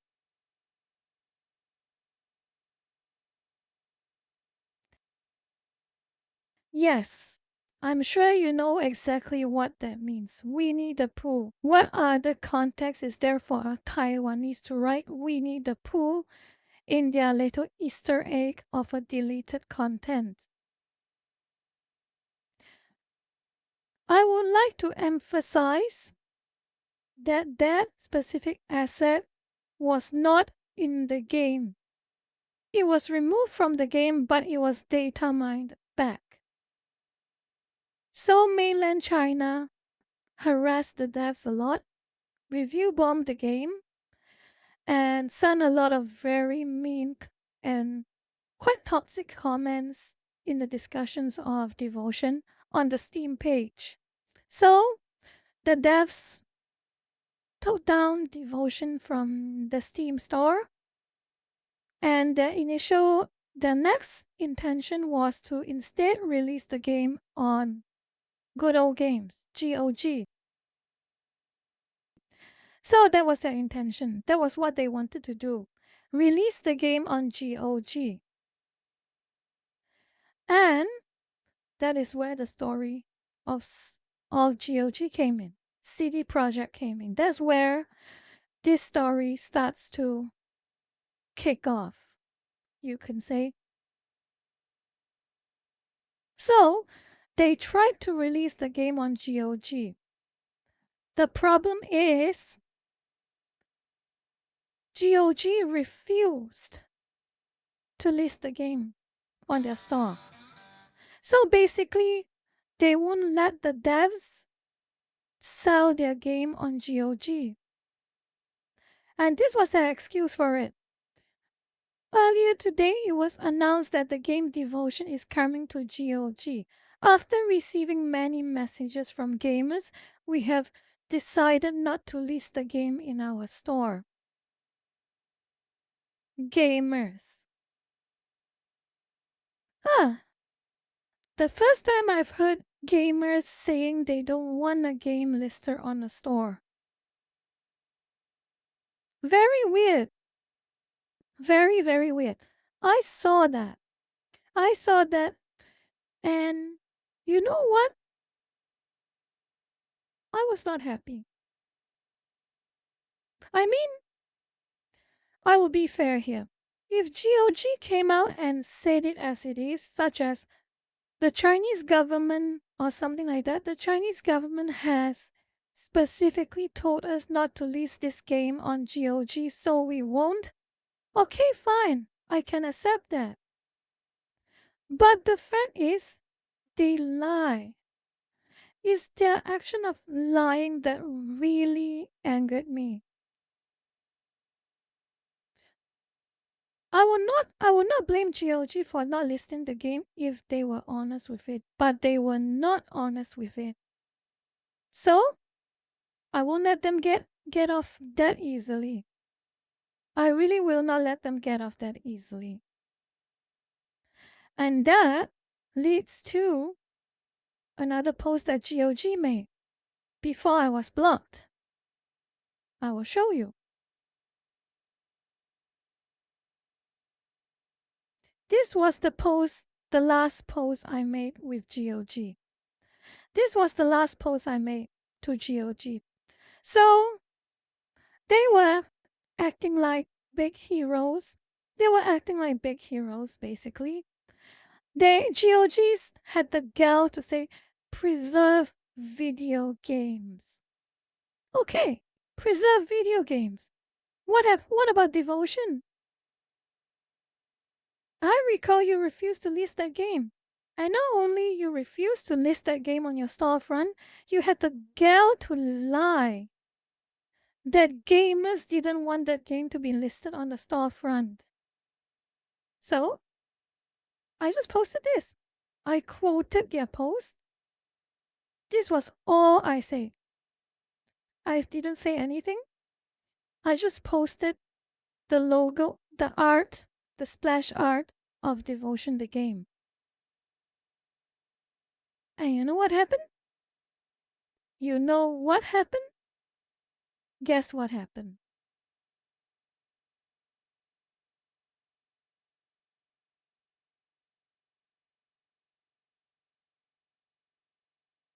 This was the last post I made before GOG blocked me. They blocked me the following day.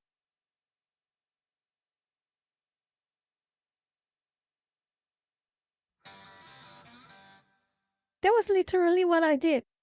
All I did was posted a game art to GOG. Obviously, someone running the GOG account knew exactly what I meant when I posted that image without context. So they blocked me. Till now, I have never been unblocked. And I want to credit Pirate Nation. I'm sure you'll have heard of him, Pirate Nation or Pirate Software, whichever it is his name is. But he saw this. When I made that post about Devotion, Pirate Nation saw it. And he tried to speak on my behalf. So here, Pirate Nation, no way. He tried to bring GOG's attention, but obviously, too bad for me. They didn't care. But it's fine. I appreciate Pirate Nation for the sentiment. But unfortunately, I guess I personally know CD Projekts, what really matters to them.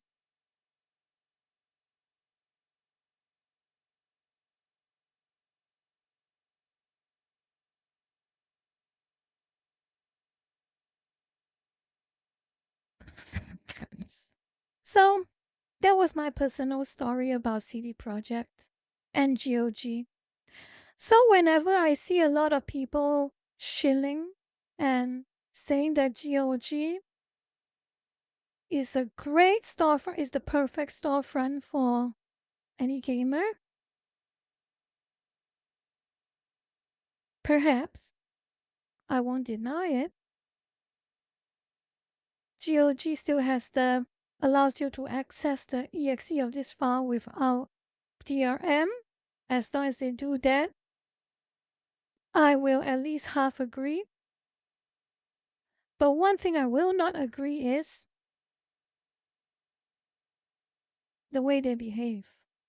The way they behave outside of their storefront is lacking. It is unfortunate. So, GOG left a bad taste in my mouth. I still will not blame anyone for liking GOG, but I personally am not a fan of them.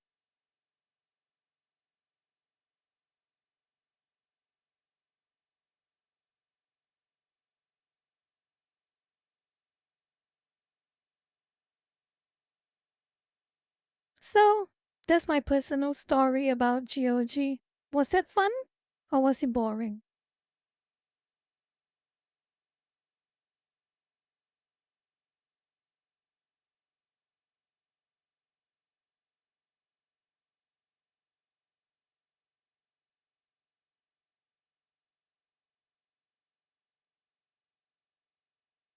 Night, night, fast forward, night, night, night, night.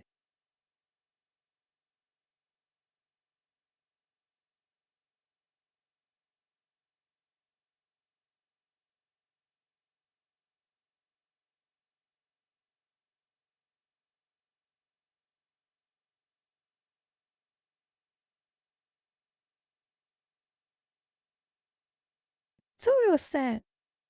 It was a very sad story, but it really showed me when under pressure or when push comes to shove, the CD Projekt at the end of the day really care about gamers? Do they really care about developers? Or are they at the end of the day doing what they need to do because it's convenient? That was the takeaway message for me.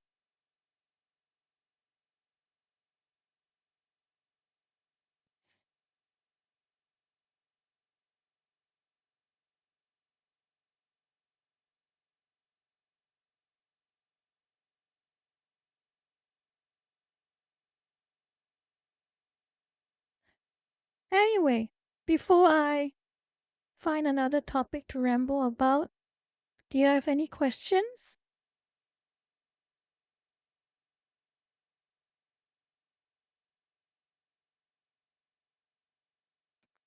Uranium, what games am I looking forward to? Hold up. There is one game that I'm looking forward to. If I can find it. Two games.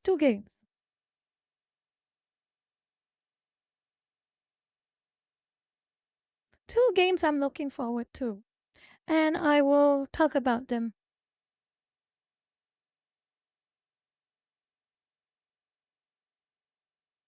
So, the first one is kind of a no-brainer. It's pretty obvious if you have heard me talk about it on Friday, on the debut day, and on Monday. But I'm looking forward to Path of Exile 2.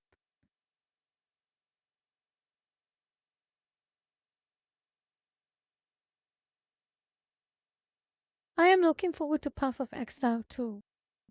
And I am looking forward to playing Witch again with my Necromancer build. Very looking forward to that. That's a good question, Daisuke. I don't really know exact. November 15, 2024. Aha! That's quite a long time. It's coming out around a time where I'm pretty busy, unfortunately. Damn!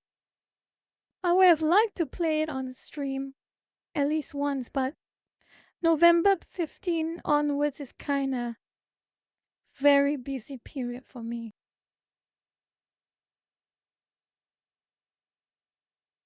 Nah, that's fine. What can you do?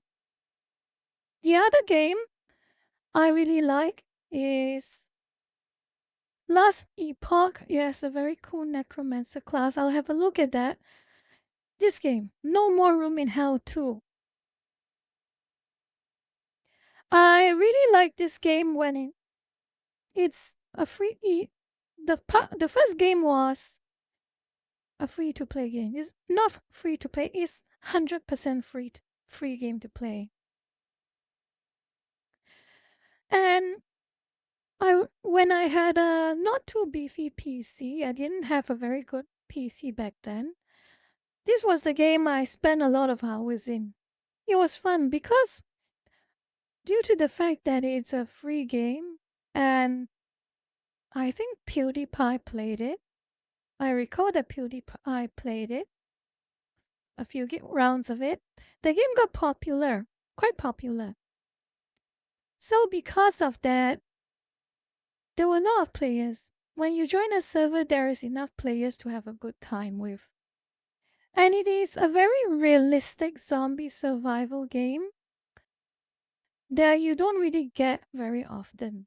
Because most zombie games either it's like DayZ that has PvP, which is not fun, or something like Resident Evil nowadays, which is still a bit on the kind of action side, and of course Dead Rising games. This one was like realistic. And I really liked the way the game was pacing.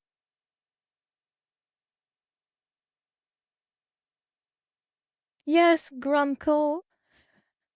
When I first saw those specific type of zombies, it did give me a chill up my spine. So I guess the devs, if that was the intention of the devs, congratulations, it works.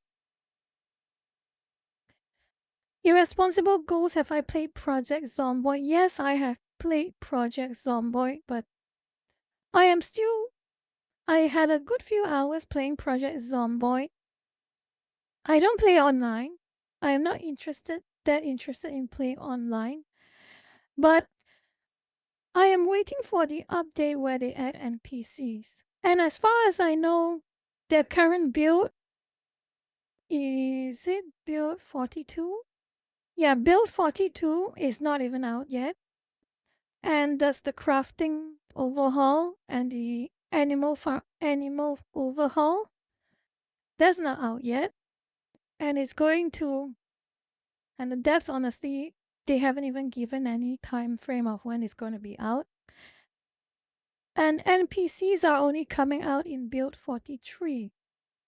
So I suspect we'll be waiting for a very long time before NPCs are coming back to the game. Unfortunate.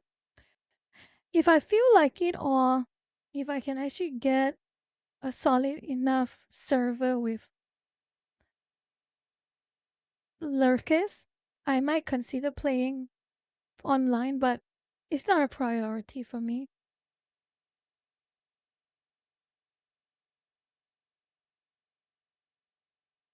Because when I play Project Zomboid, I like role-playing more than I like the living within an inch of my life type of survival experience. So, one day I'll play Project Zomboid. And another game I'm looking forward to, I'm sure you all probably have heard of it from Seth, but I'm looking forward to Kenshi 2. Whenever that is coming out, which I have no idea when it'll ever come out.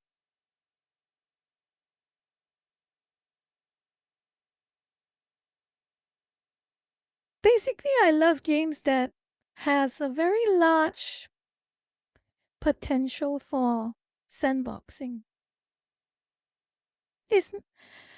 There will be a Kenshi 2. Netazar. But the problem is, I'm not sure when it will come out.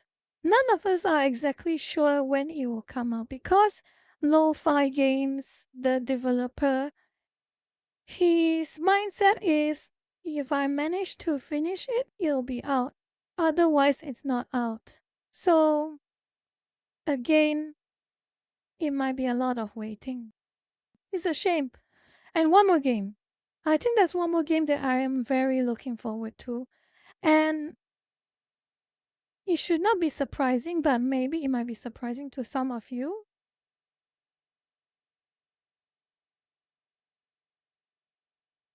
I'm looking forward to Inzoi. I, for one, am a very big fan. I am a very big fan of Sims games. I played Sims 1, I played Sims 2, and I really enjoyed Sims 3. But Sims 4 I didn't play because I felt it was a step backwards from Sims 3 in so many ways. It was off-putting. I really love Sims 3. And one of the reasons I really liked Sims 3 was that unlike in Sims 1 and 2, the entire map opens up. You get to travel from one building to another by actually traveling instead of going through a loading screen. And that was one thing that I didn't like from Sims 4. One of the things they got rid of, other than a lot of very in-depth systems from Sims 3 and Sims 2, was traveling from one building to another. It was sad, so I never went back. To me, it just seems like a step back in so many ways, so I was not interested. Rena Dozo, I know that context. Shut up. Rena Dozo, shut up.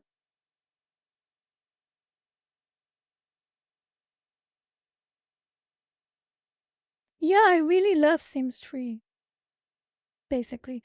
And I'm very looking forward to Inzoi when it comes out. But from looking at the game, I can expect it's going to ask a lot in terms of specs. If it's going to be even 50% of what the marketing is, that game is going to be huge. So I'm waiting for Inzoi. And if the game turns out to be good, I probably will buy it. I'll even buy it full price, maybe. I hope it's not that expensive, but of course I'll have to find out when it comes out.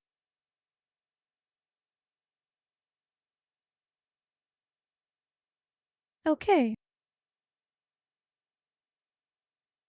I think maybe we have a... let me see. What else do I feel like talking about? Okay, here's the thing. There's a lot of other things I want to talk about, but I think it's almost 3 hours actually. It's about 20 more minutes until 3 hours. Okay, maybe there might be enough time for one more. Oh, Asman Ben, dinosaur provider. Oh, okay. Long story short, I'm not interested.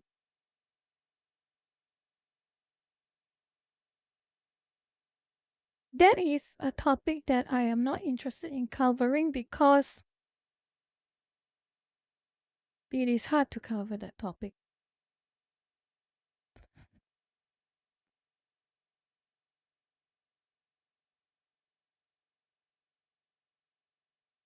As Embers, why like Nintendo games? Think about it this way. The last Nintendo game I had was Super Smash Brothers Brawl for the Wii. That's it. The only real Nintendo games that I really did enjoy playing was back in the Game Boy Color. But other than that, I was not very interested in Nintendo games. I don't know why.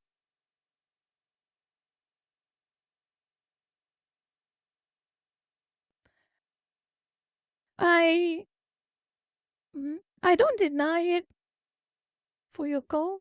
I don't deny that I'm missing out on some high quality games, but maybe it's just a matter of preference.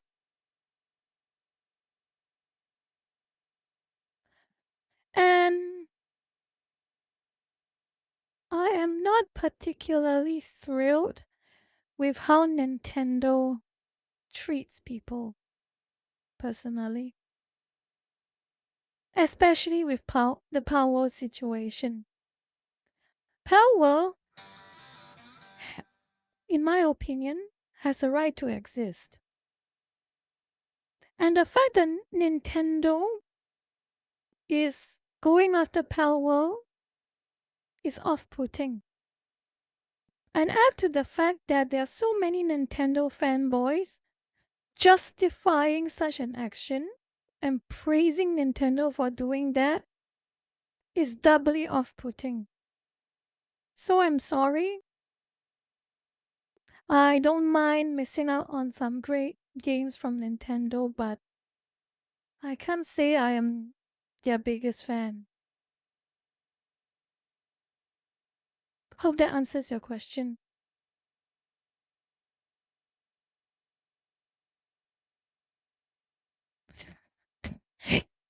Oh yeah, and I actually saw a comment on Twitter. I saw a comment on Twitter actually that said that I have no idea how someone could have an opinion like that. It's too much work to find the tweet itself, but trust me when I say it exists. Someone said that people who sail the high seas for a Nintendo game, whether it's through emulation or otherwise, deserve to go to prison. I saw that. And that is quite something to read.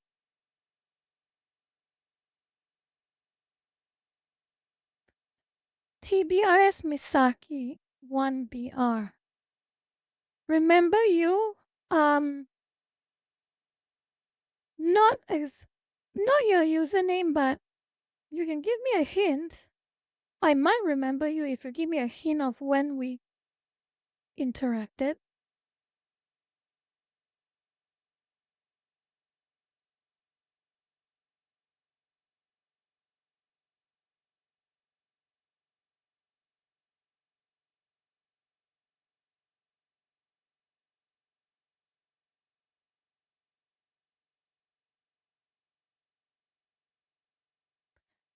Okay. Yeah, so Misaki, just tell me just give me a refresher on what we interacted about and maybe I might remember you. Because I have interacted with a lot of people over the years and lots of goods and lots of bads, but a lot.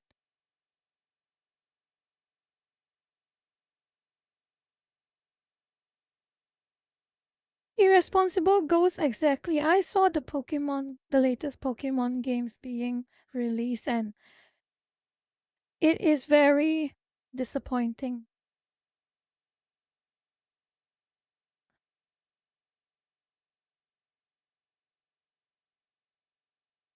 I hope Banmin remembers me except the parts where I criticize her for being a bit too mean to Matt Walsh.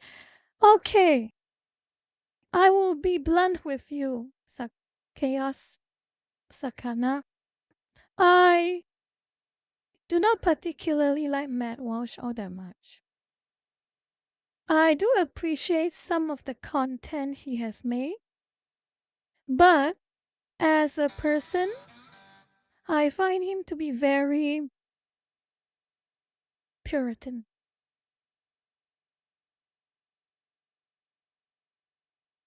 I find him to be very Puritan. He is the type of person who would instantly see anime characters and think the worst about the people who like them. He has. And I'm 100% sure he believes what he says about them. People will say he's sarcastic. I don't buy it. So, yet young, one thing by itself, I will be fair to Matt Walsh and say that when he makes specific content that makes you think, that makes you understand things better, I appreciate it. But on the other hand, when he does stupid things and says stupid things online, I will not be soft on him. Matt Walsh is the closest. Matt Walsh is the perfect embodiment to me of snatching defeat from the jaws of victory. Imagine your enemies, your enemies in this circumstance, they keep smashing their own foot and making things worse for themselves.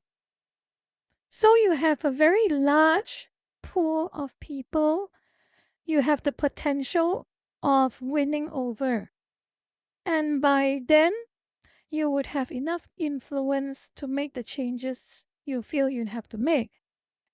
But instead of giving an olive branch to the people who are in between, so in this case, anime fans, gamers, all that, and make no mistake, anime fans and gamers are a very large population. You cannot deny that. You cannot escape that fact.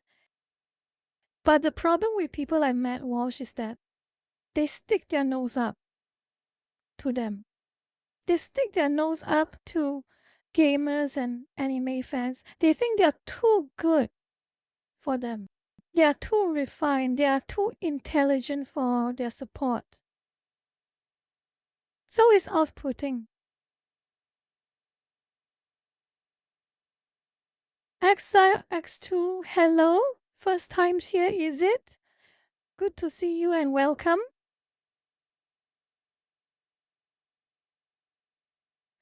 On one side you're right about, I'll just read it from here. On one side you're right, but on the other side it sounds like gamers are being a bit sensitive about their hobby. I'm obsessed with gaming. He doesn't have to like it, and I don't think he thinks that lowly of you. I suppose I'll believe it when I see it. And from what I'm seeing is that he is quite intolerant of gamers and anime fans. And I am both of them. I'm sure if Matt Walsh were to see someone like Kirsha, despite all of the points she makes and how many good points she makes and brave points she makes on certain topics, I think Matt Walsh is the type of person who, like Tim Pool, would just toss aside. Oh, it's just a VTuber. I'm never inviting a VTuber. People who use a VTuber avatar are stupid or something like that. I would not believe he wouldn't think that. Yes, that's right, Uranium. Elitism is a problem. And being an elitist, you make enemies from otherwise friends. If Matt Walsh or any other person actually had a bit of humbleness, stop thinking so highly of themselves, and are willing to just talk to people who do not like the things they like, it will go a long way. I hope he realizes that eventually.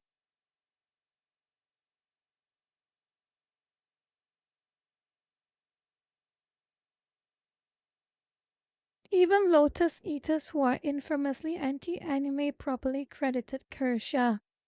That's good to know.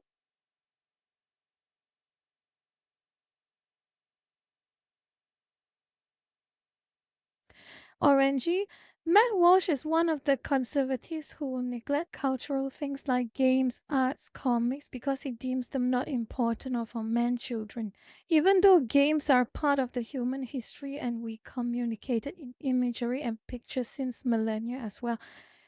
Exactly right, your description of Matt Walsh, in my opinion.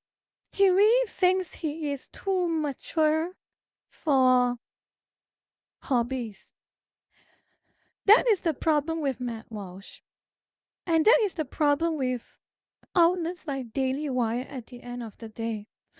They try so hard to, as Tim Pool would say, create culture, but they do not realize that to create a lasting and enduring culture, it means you have to appeal to as many people as you can. And right now, there is very few other means and avenues for appeal to win a culture than video games and anime. You don't even have to create content for them. And honestly, if you do, it might end up being cringe anyway. But all you have to do is accept them for what they are. Understand that, sure, we do not like the stuff you like, but we believe the same things on a foundational level. And because of that, we are happy if you stand by us. That's the right mindset, in my opinion. You don't make enemies if you can make them your friends. It's very counterintuitive. That's why I say people like Matt Walsh are like the type of people who snatch defeat in the jaws of victory. They are too stuck up to realize people are different.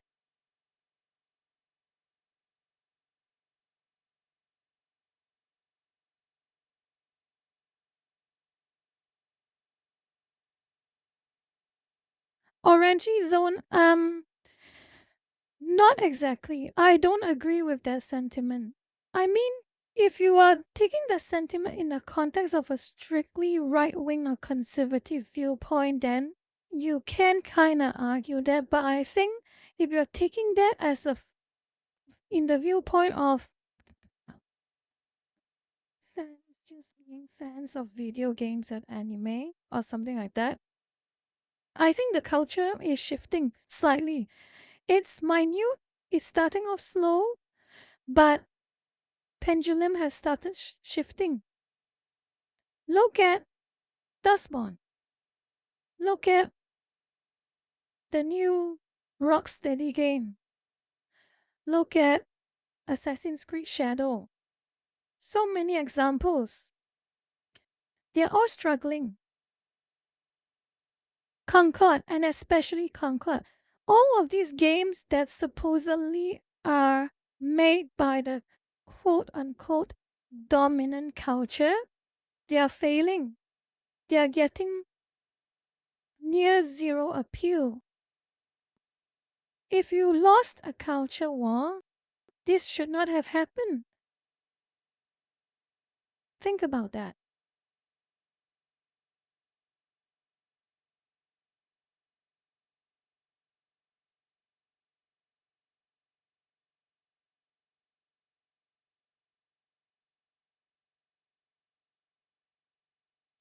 And so I will not take doom and gloom about culture, us losing the culture that matters to us. We are constantly challenging things that are trying to hijack what we like and what we love. We have to keep challenging it, and we challenge it by talking about it. When you see these people behaving in such a way, what you do is not with violence.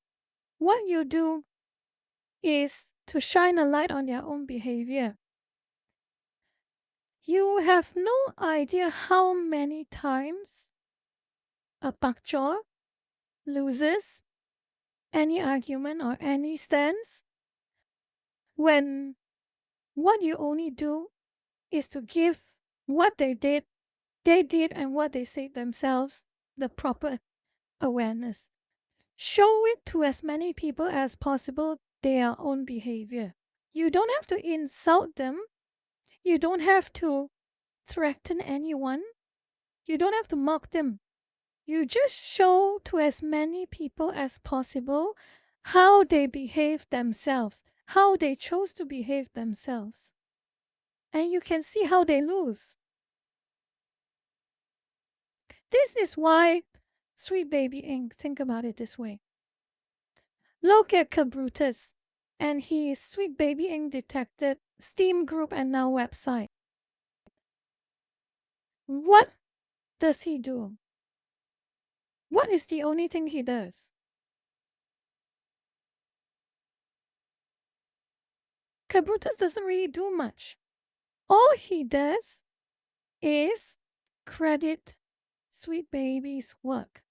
That is literally all he does. If it were any other situation, let's say if you are an artist, you would be so happy when someone with a large following reposts but also credits your art. You will be so happy because you are getting attention, you are getting clout, and possibly you are getting fame. But you see, Sweet Baby Ink, they don't think like that. They do not think like that. All Cabrutus has ever done was credit their work. And look how Chris Kindred, who is now supposedly fired, by the way, look how quickly he resorted to targeted harassment of Cabrutus. They lash out when people shine a light on them.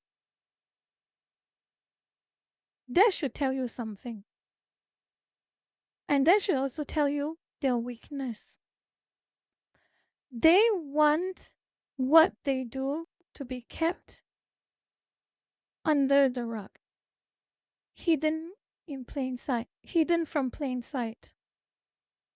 And when they get publicized, their actions get publicized, they lash out in anger. But I suppose that's a talk for another day. That is a talk for another day. Because I actually have quite a lot of opinions about Sweet Baby Ink. And not in the way that I just purely dislike them, but my future discussion, my future talk will be Ramble is about how they behave.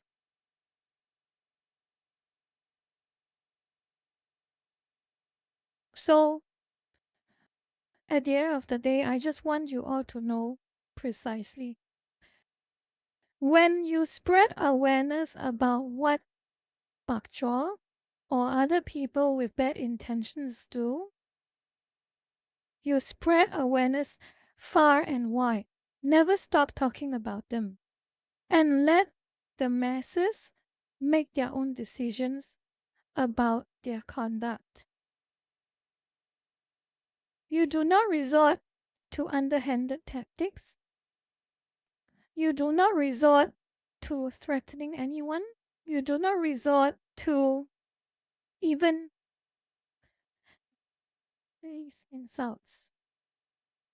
Using petty insults. Don't do that. Because you have all the resources you need to win an argument.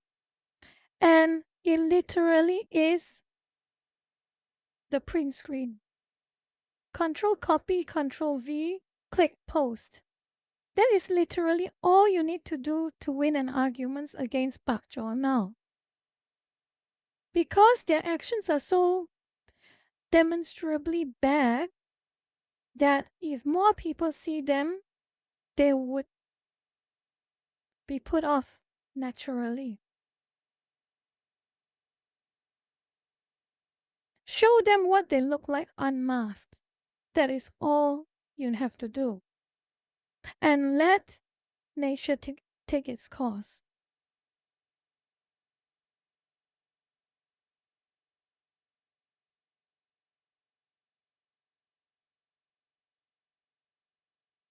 This also goes for games journalists. This also goes for politicians. This also goes for just some rando on Twitter trying to gaslight you into believing your criticisms do not matter because either who cares, as they claim, or touch grass, or why is this so important, or why do you care so much? Don't let them guilt you into stopping your criticisms.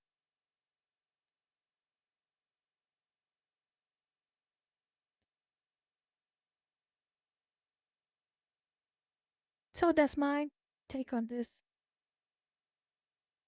And how are we going for time? Mo Chan, how are we going for time?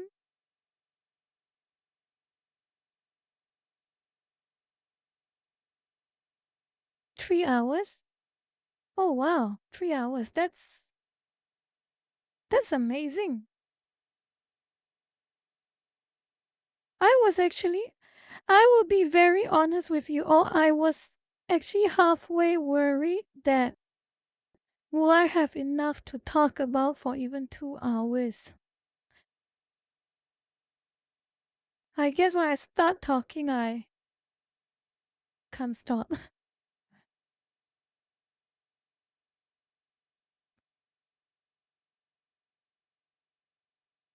And are you sure you lurkers are happy with me just ranting and mouthing all the time? I'm not insufferable, am I?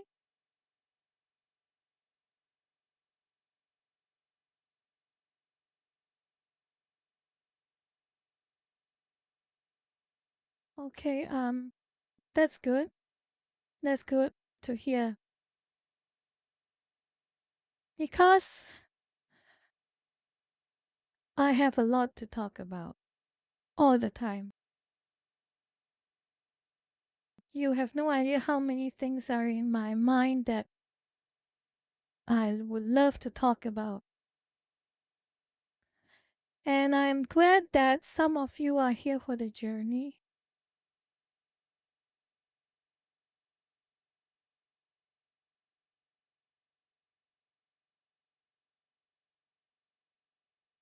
An honest answer? Yes, I do want an honest answer project at Porth. I always want an honest answer. My mindset towards a lot of things is that I prefer the ugliest truth than the most beautiful lie. That is my opinion. I'd rather you say to me the ugliest crap I've ever heard or seen, but it's 100% true, than you lying all of the best lies you have about how beautiful everything is, but it's 100% false.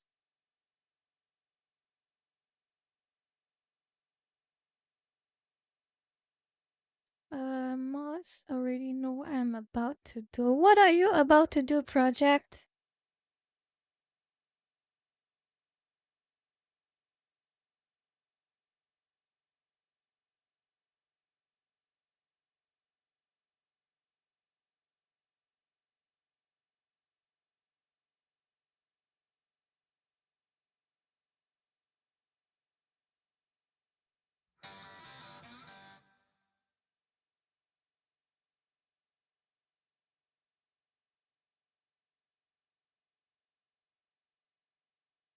I am not going to talk until you tell me what you're about to say. You know that, right?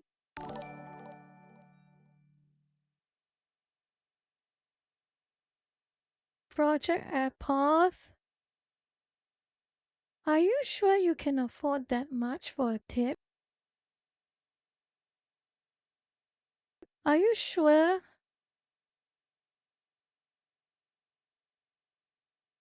Are you sure you can afford that much? I hope that is fine with you. I appreciate the every time I hear that donation sound, I just kinda lose my composure.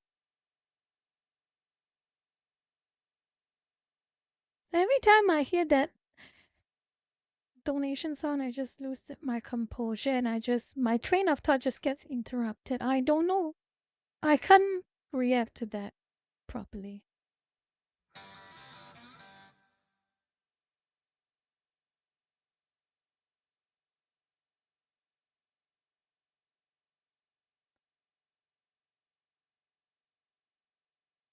But anyway, back to what I said. I hope my take on this is why whenever you see me, I hope you see me when I argue with you on Twitter or Facebook, you don't I can't tell you what to do, but I hope you don't take it personally at all. Because it is inevitable that we will have disagreements. We will have a lot of disagreements because we are all human. All of us have our own views and beliefs, and we can be right and we can be wrong.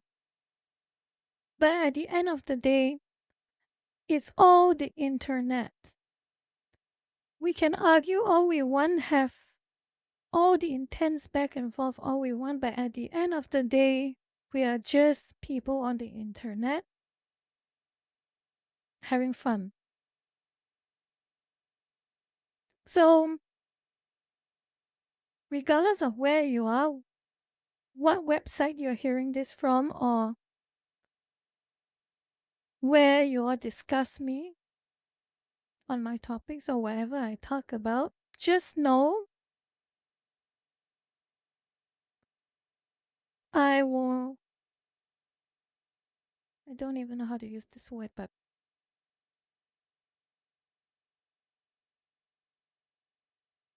I do not hate anyone. Even Bakjaw.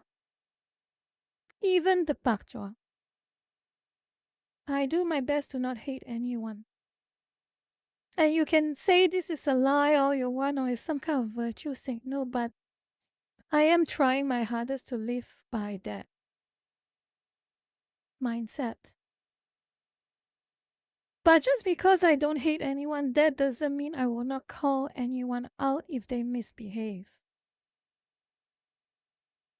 Because if you're doing something wrong and I see it, again, I will call it out and I will call it out without hesitation.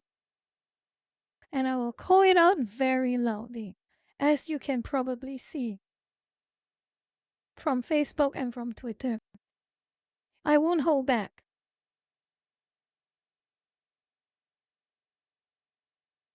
Grandmaster is true. Some people make it very hard not to hate them. It is true, and that being said, people are still people. They have parents, they came from someone. And the moment you see another person as something less than human, in my opinion, you have already lost the plot. That's what I think. Everyone is human.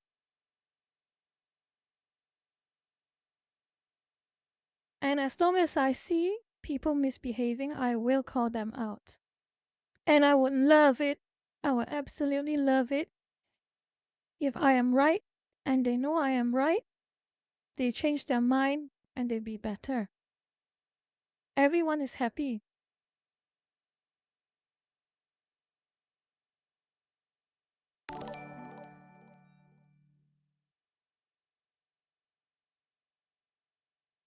Bersuku08, thank you very much for the tip. Don't say that. Don't you dare say that. Your thoughts, the fact that you believe that my company with you all and my chat with you all is worth even 1 cent of donation is very valuable to me. You understand that? Don't you dare degrade yourself just because you think that you're not tipping enough. The fact that you are here listening to me yap and yap and yap is already a blessing to me.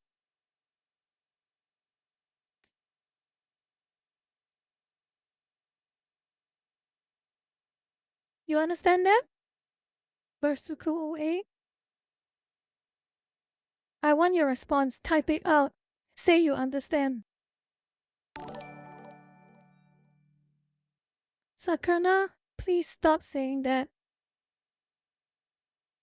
Sakana, please stop saying that.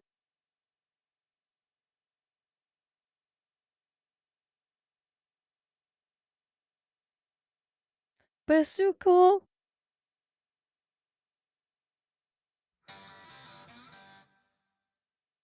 Bersuku08, where are you? I'm looking for you. I am demanding an answer saying that you understand. Don't degrade yourself.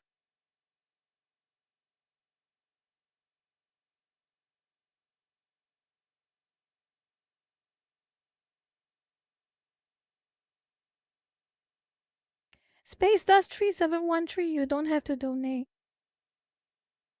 You don't have to donate.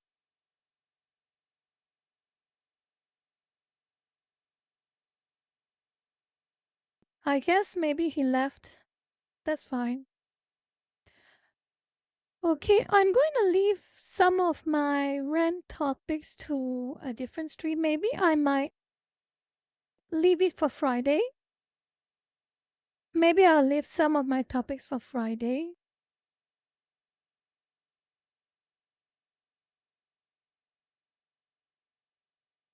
Okay, good. Bersuku08. That's what I want to hear. Anyway, thank you so much for the thoughts, for the very warm and kind thoughts. I really appreciate it. Bersuku08.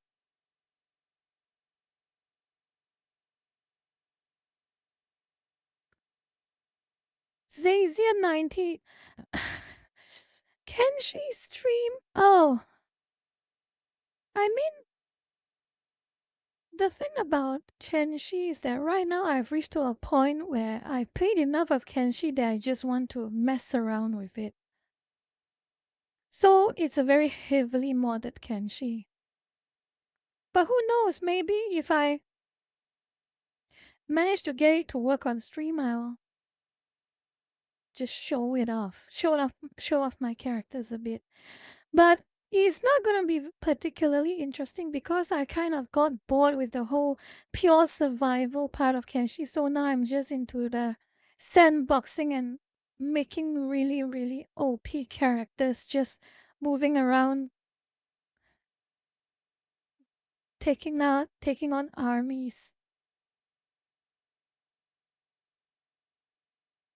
Hisomu Fuyuko, yes, I already have. I have a lot of Toho games in my PC.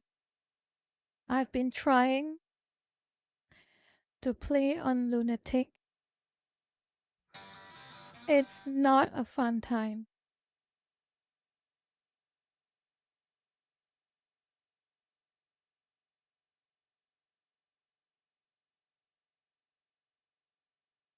Nights to fast food.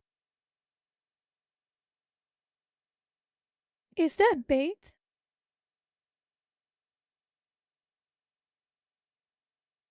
Is that bait?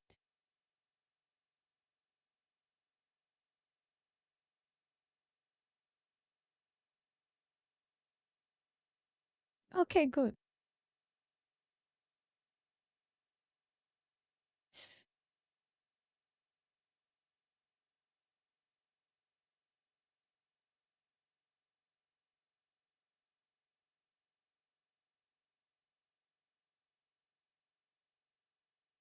Oh my god, look at the time. It's past 3 hours.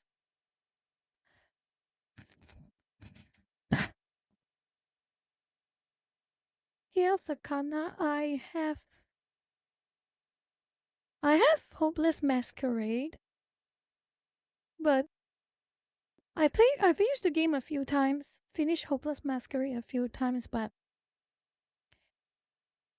I didn't really particularly like it a lot. I prefer the Danmaku games, the OG ones, than Hopeless Masquerade.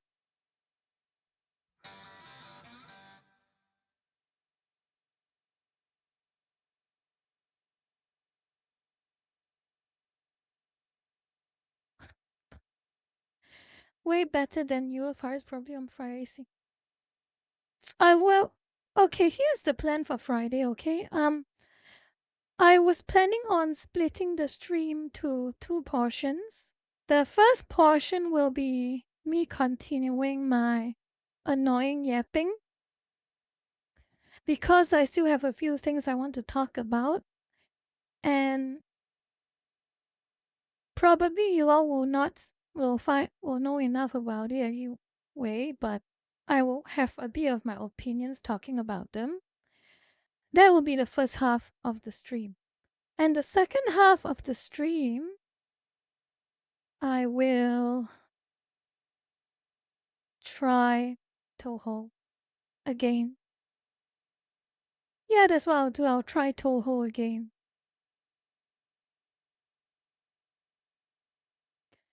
Toho lore yapping for non-fans. Oh, that is a great idea. That is a great idea.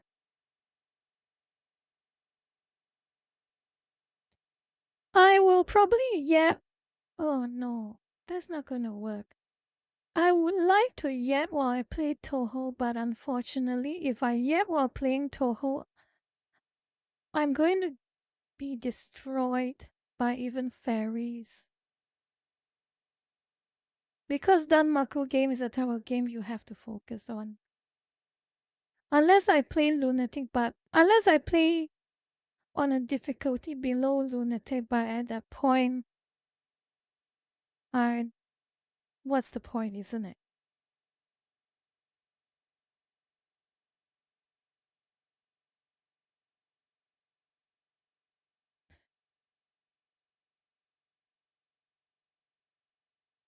Gromas. Oh, Dark Souls. I have some opinions on Dark Souls actually. I never got into Dark Souls. I will be upfront and tell you about it. I have never gotten into a FromSoft game. It has never appealed to me. And there are a lot of reasons why FromSoft game doesn't appeal to me. And not necessarily because it's a hard game. Hard games I am willing to tolerate, but there is just something very lonely about FromSoft games. I love a game where the world is alive. Do you understand what I'm talking about? Demon Souls, Dark Souls 1, 2, and 3, Elden Ring, there's just something about those games that is just so lifeless. As in, it's not lifeless as an insult, but the world itself, for lower reasons, is very lifeless. You feel so isolated all the time playing that game. And it really doesn't help that co-op in the game is so specific. Like you have to go through various rituals and all that sorts to summon another player online.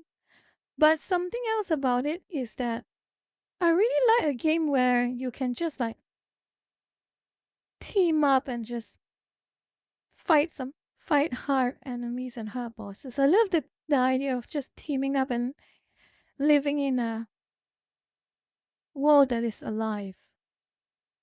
And the problem with FromSoft games is that everything about them just feels very dead.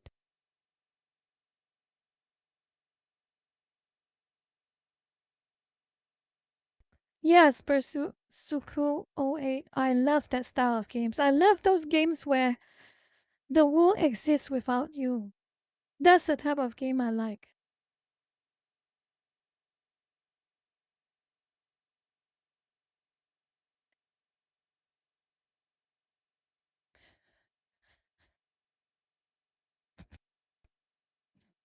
Yeah, as another lurker say, that is the inherent design of FromSoft games. The loneliness and the isolation is the feature of the game. So I guess it's a matter of taste. And that's just something that I never really got into.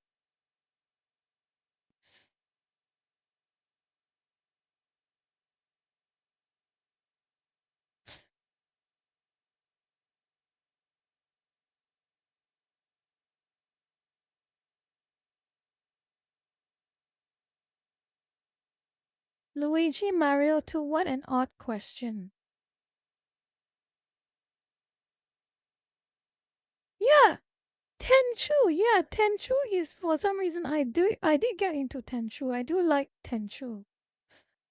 But it's a shame that Tenchu hasn't been out for a very long time. I guess Sekiro is kind of, not really, but kind of like a memory of Tenchu, but not exactly.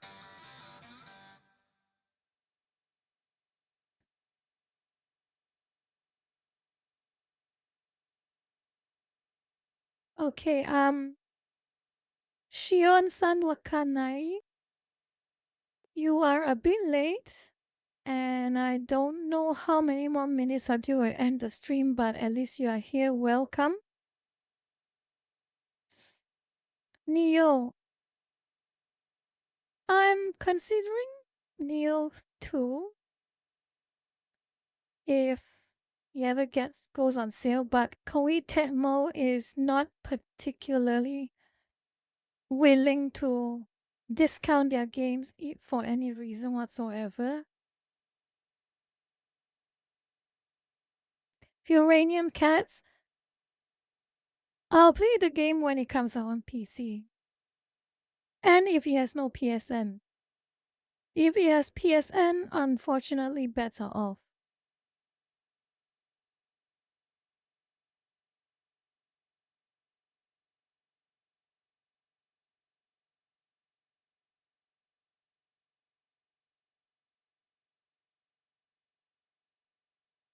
Three and a half hours of streaming.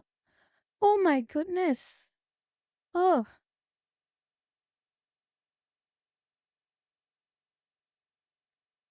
Oh yeah, Netaza. Have you heard about that God of War PSN bypass mod?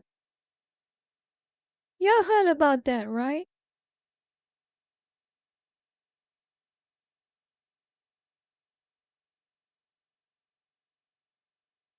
Yeah, the deleted mod.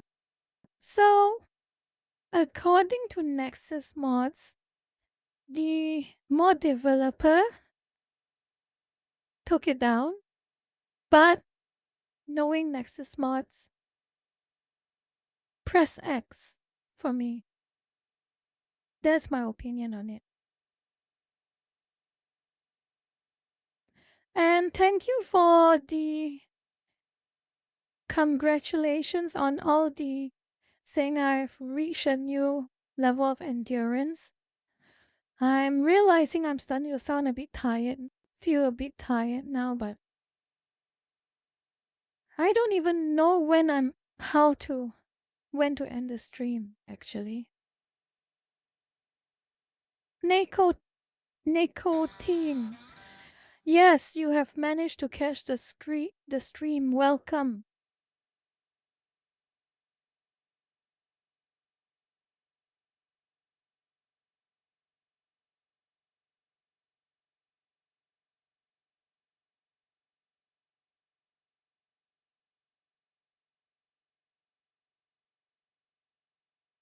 Manos Lunashi. 11 a.m.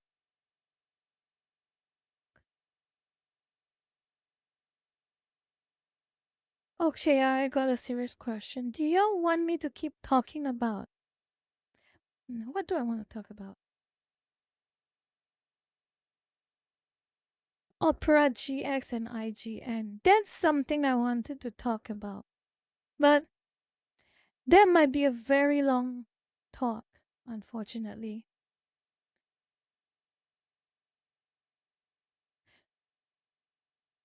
Oh my god. Opera GX, where do I even start? Where do I even start with Opera GX?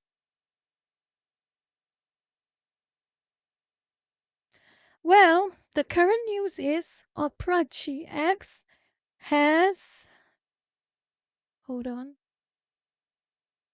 collabed with IGN. Basically, Opera GX made a deal with IGN where IGN can embed their articles on the Opera GX browser. Yeah. I can look for the post if you want, but that is what is happening.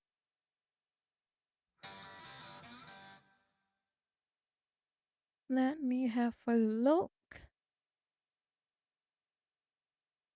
And here we go.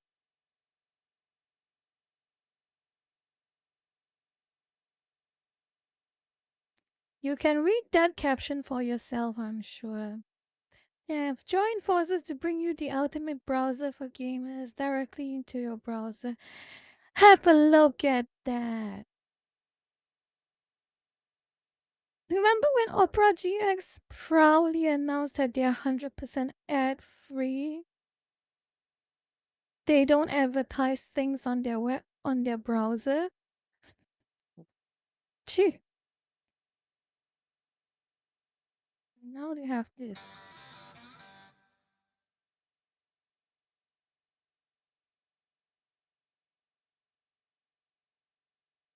Okay, Project Apple, have a good day.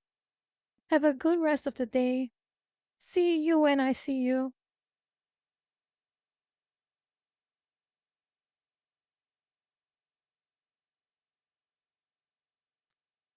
Well, anyway, continuing the story is I don't have a very high regard for Opera GX. I am still not sure why so many YouTubers are still shilling for Opera GX actually. I guess they pay a lot.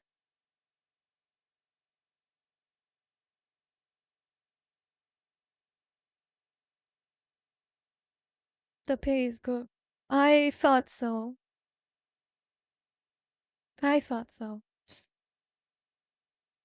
Well, what really annoyed me about Opera GX is that their official social media account tries really, really hard to be like Wendy's.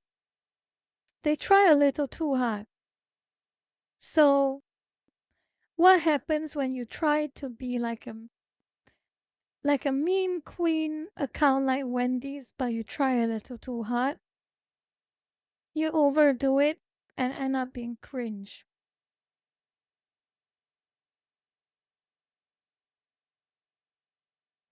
So they end up being insufferable. And one of their marketing campaigns was particularly stupid. Very stupid. It made the news for a brief moment when it came out, but I'll just close this. You don't need to have web content, I'll just talk. One of their marketing campaigns was very, very stupid. And it involved, they cut a deal with Eric Andre, the comedian guy. Basically, Eric Andre was going to shield for Opera GX. And one of the things Opera GX thought it was such a great idea was whenever you launch Opera GX, Eric Andre would appear at your screen and yell at you. Yes, the April Fool's jump scare. No one liked the ad. I don't think anyone liked the ad. No one liked that jump scare. Or the Easter egg, whatever Opera GX wants to call it. So they forwarded the complaint to Opera GX, a lot of people. And Opera GX, being that social media manager that they have, made fun of the people complaining.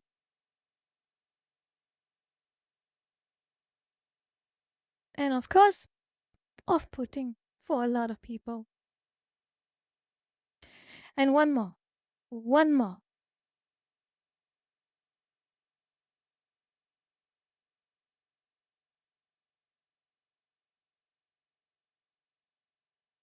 Answering another lurker's question is, yes, Opera GX has a quote-unquote official VTuber. And I have their page up right. Oh wait, before I open up their page, I just want to preface this by saying I have not interacted with GX Aura at all. Not even once. I don't even think I've interacted much at all with Opera GX. I probably just talk about them, but I never interacted with them. So just fair warning. Mod-chan, don't spoil it.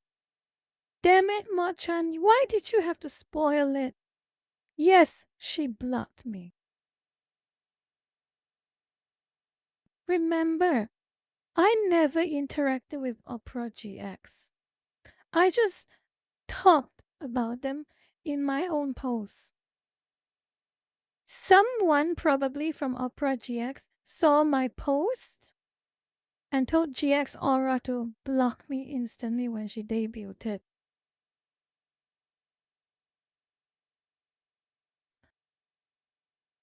And you know what's the funniest thing as well?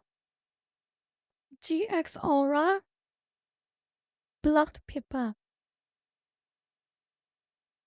the yabbit.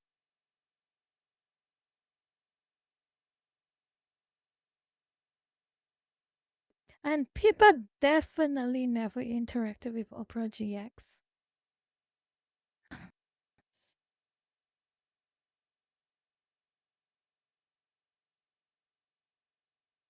Yes, Bersuku OA, Opera GX is one of those corporations that undertakes, according to many people, discriminatory practices in hiring.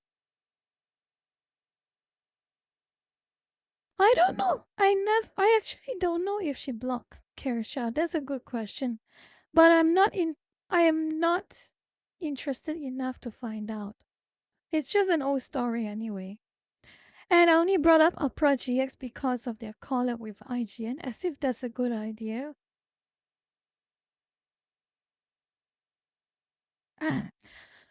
Yeah, my voice broke. My voice broke.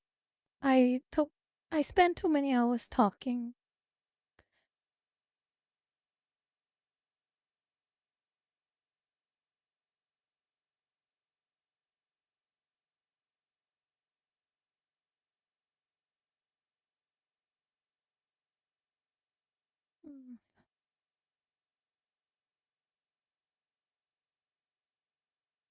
Shion, just because I'm using up a lot of my voice doesn't mean I'm not going to call you out. Shion, get back here. Apologize for that. Shion.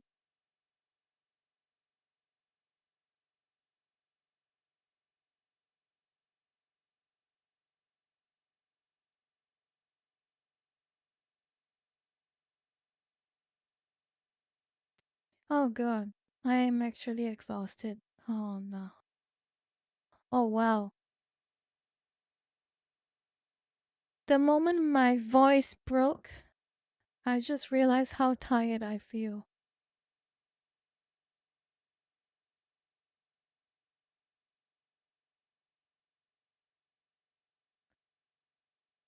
Oh god. Okay, you know what? I feel I have to end the stream here actually. I would love to go a little longer, but I guess I'll save that for Friday, okay? I'll save that for Friday.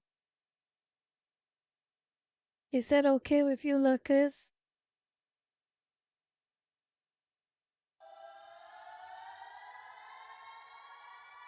Oh! Great timing, milk teaism.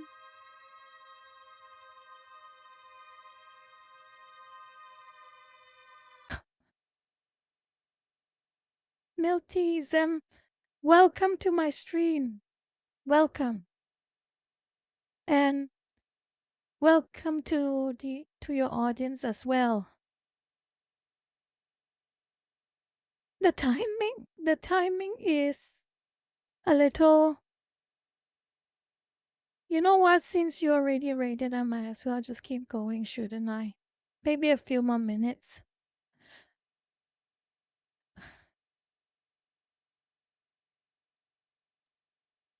Well, anyway, what do I want to talk about? I've already talked about most. One more thing.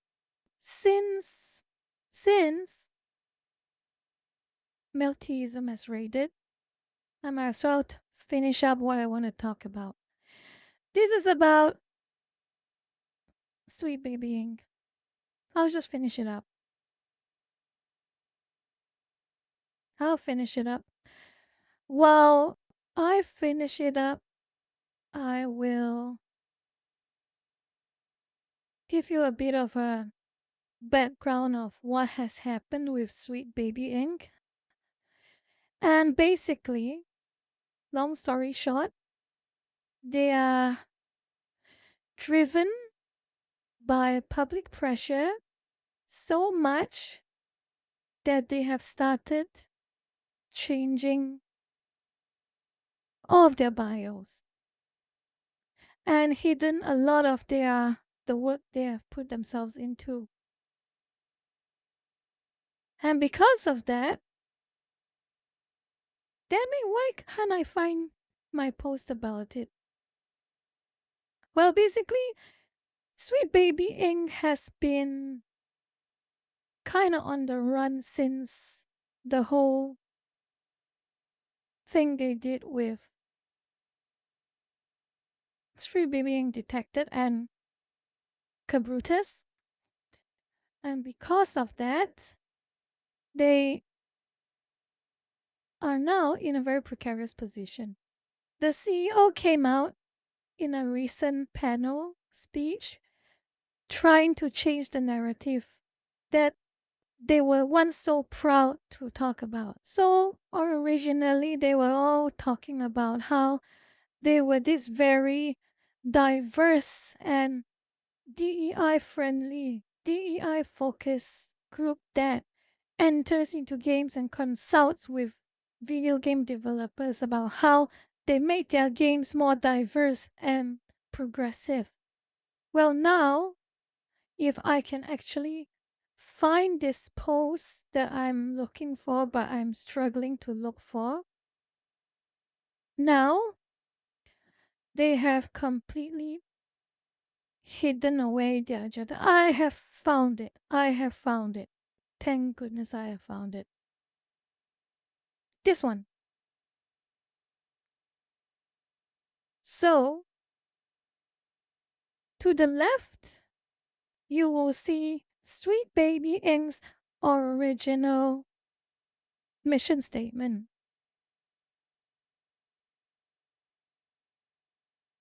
You can read that. And to the right, you can see what they have changed. Their mission statement completely changed. No mention about their politics, no mention about how they want to change gaming. Now they just are talking about contractors who write stories for game developers. How quaint. As if the internet forgets. How quaint. So, obviously, I'm sure even if most of you forget, there's always someone who remembers. And they will not wait to expose the truth.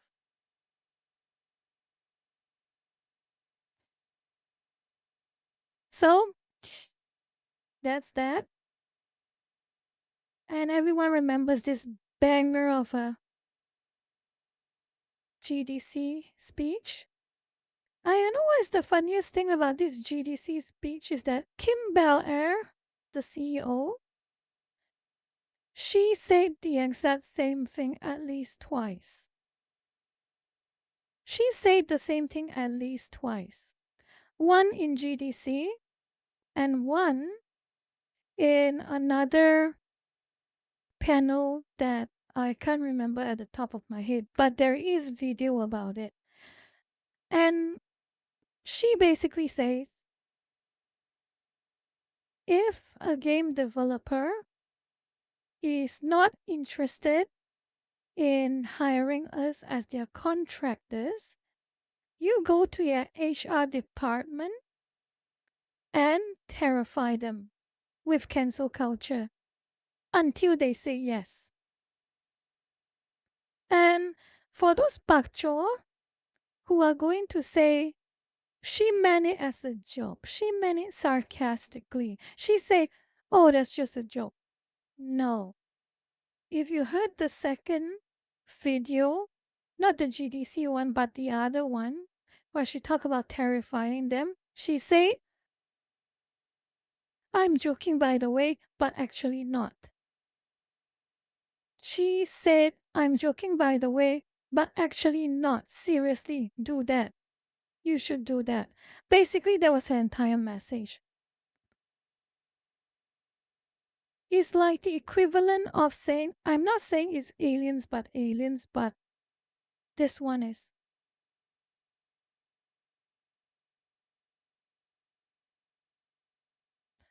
This was basically and it got worse for them. This one particularly really got to me. You can read it for yourself. Read the third dot point in that video. People will not forget that. No gamer will ever forget that.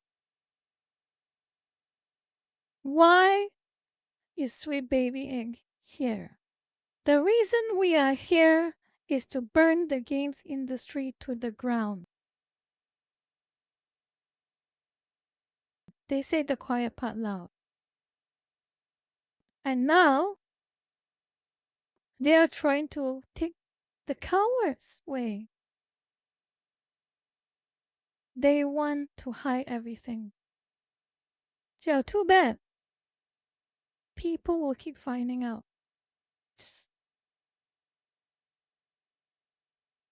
They are cowards. Very cowardly behavior.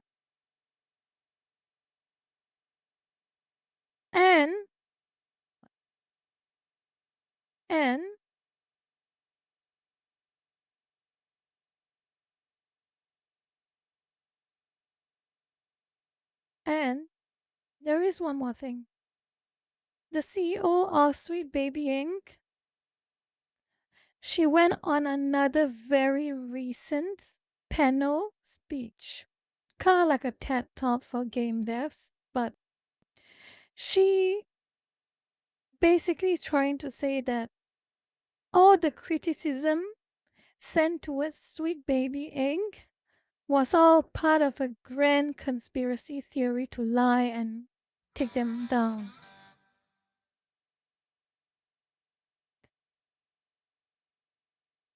And of course, it didn't work well for her. One of the interesting things about the CEO, the Sweet Baby Inc. CEO, is that some people notice the name of her cat. Do you all notice the name of her cat? If you have watched that speech or even other videos talking about her speech?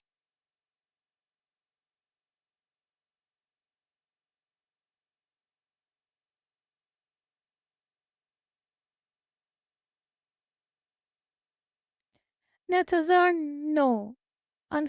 No, it's not that. But it's quite egregious in its own way. But because due to the current two-faced social-political situations in certain parts of the world, it is not particularly causing an outrage for these people. I don't want to say that word out loud, but let's say it is a word that you can look up the word yourself, but it is a color. It is the merging of a word of a color that is not quite black but not quite white, and then another word for male. Well, a young male. A young male, yes. A color between black and white and a very young male. And you have that word. And that word is the name of the CEO's cat. I didn't know that word actually meant that. I learn something new every day.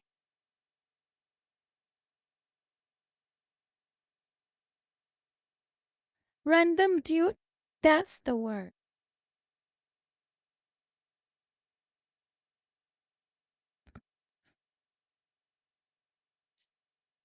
And for those who want to know what that word means, you can just search it up.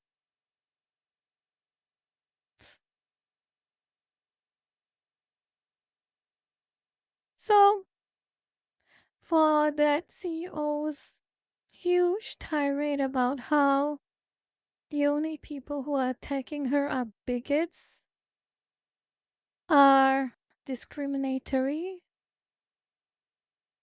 look at her. Look at what look at her Freudian slips. Look at her little slips. Even the name of her cat.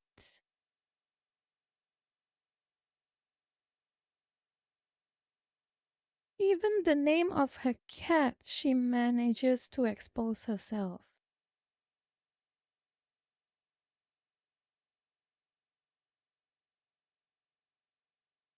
Yeah. If milk tea is still here, I hope I didn't bore you. Milk teaism, hello. I hope I didn't bore you or make you feel particularly uncomfortable with my rant. But unfortunately, that's kind of what I do.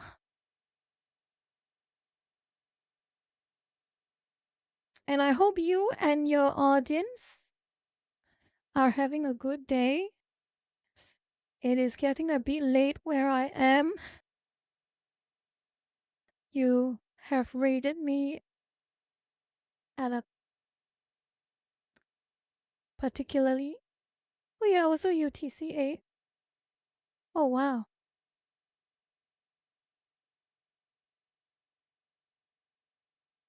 That's great. 4-hour session, Mod Chan. Oh.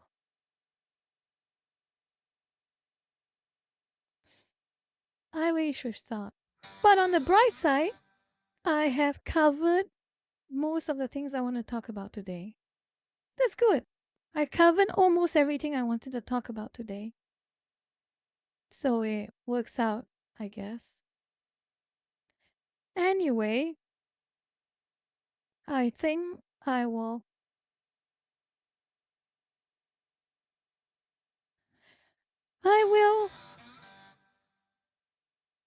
Oh my god, my brain is not even functioning now.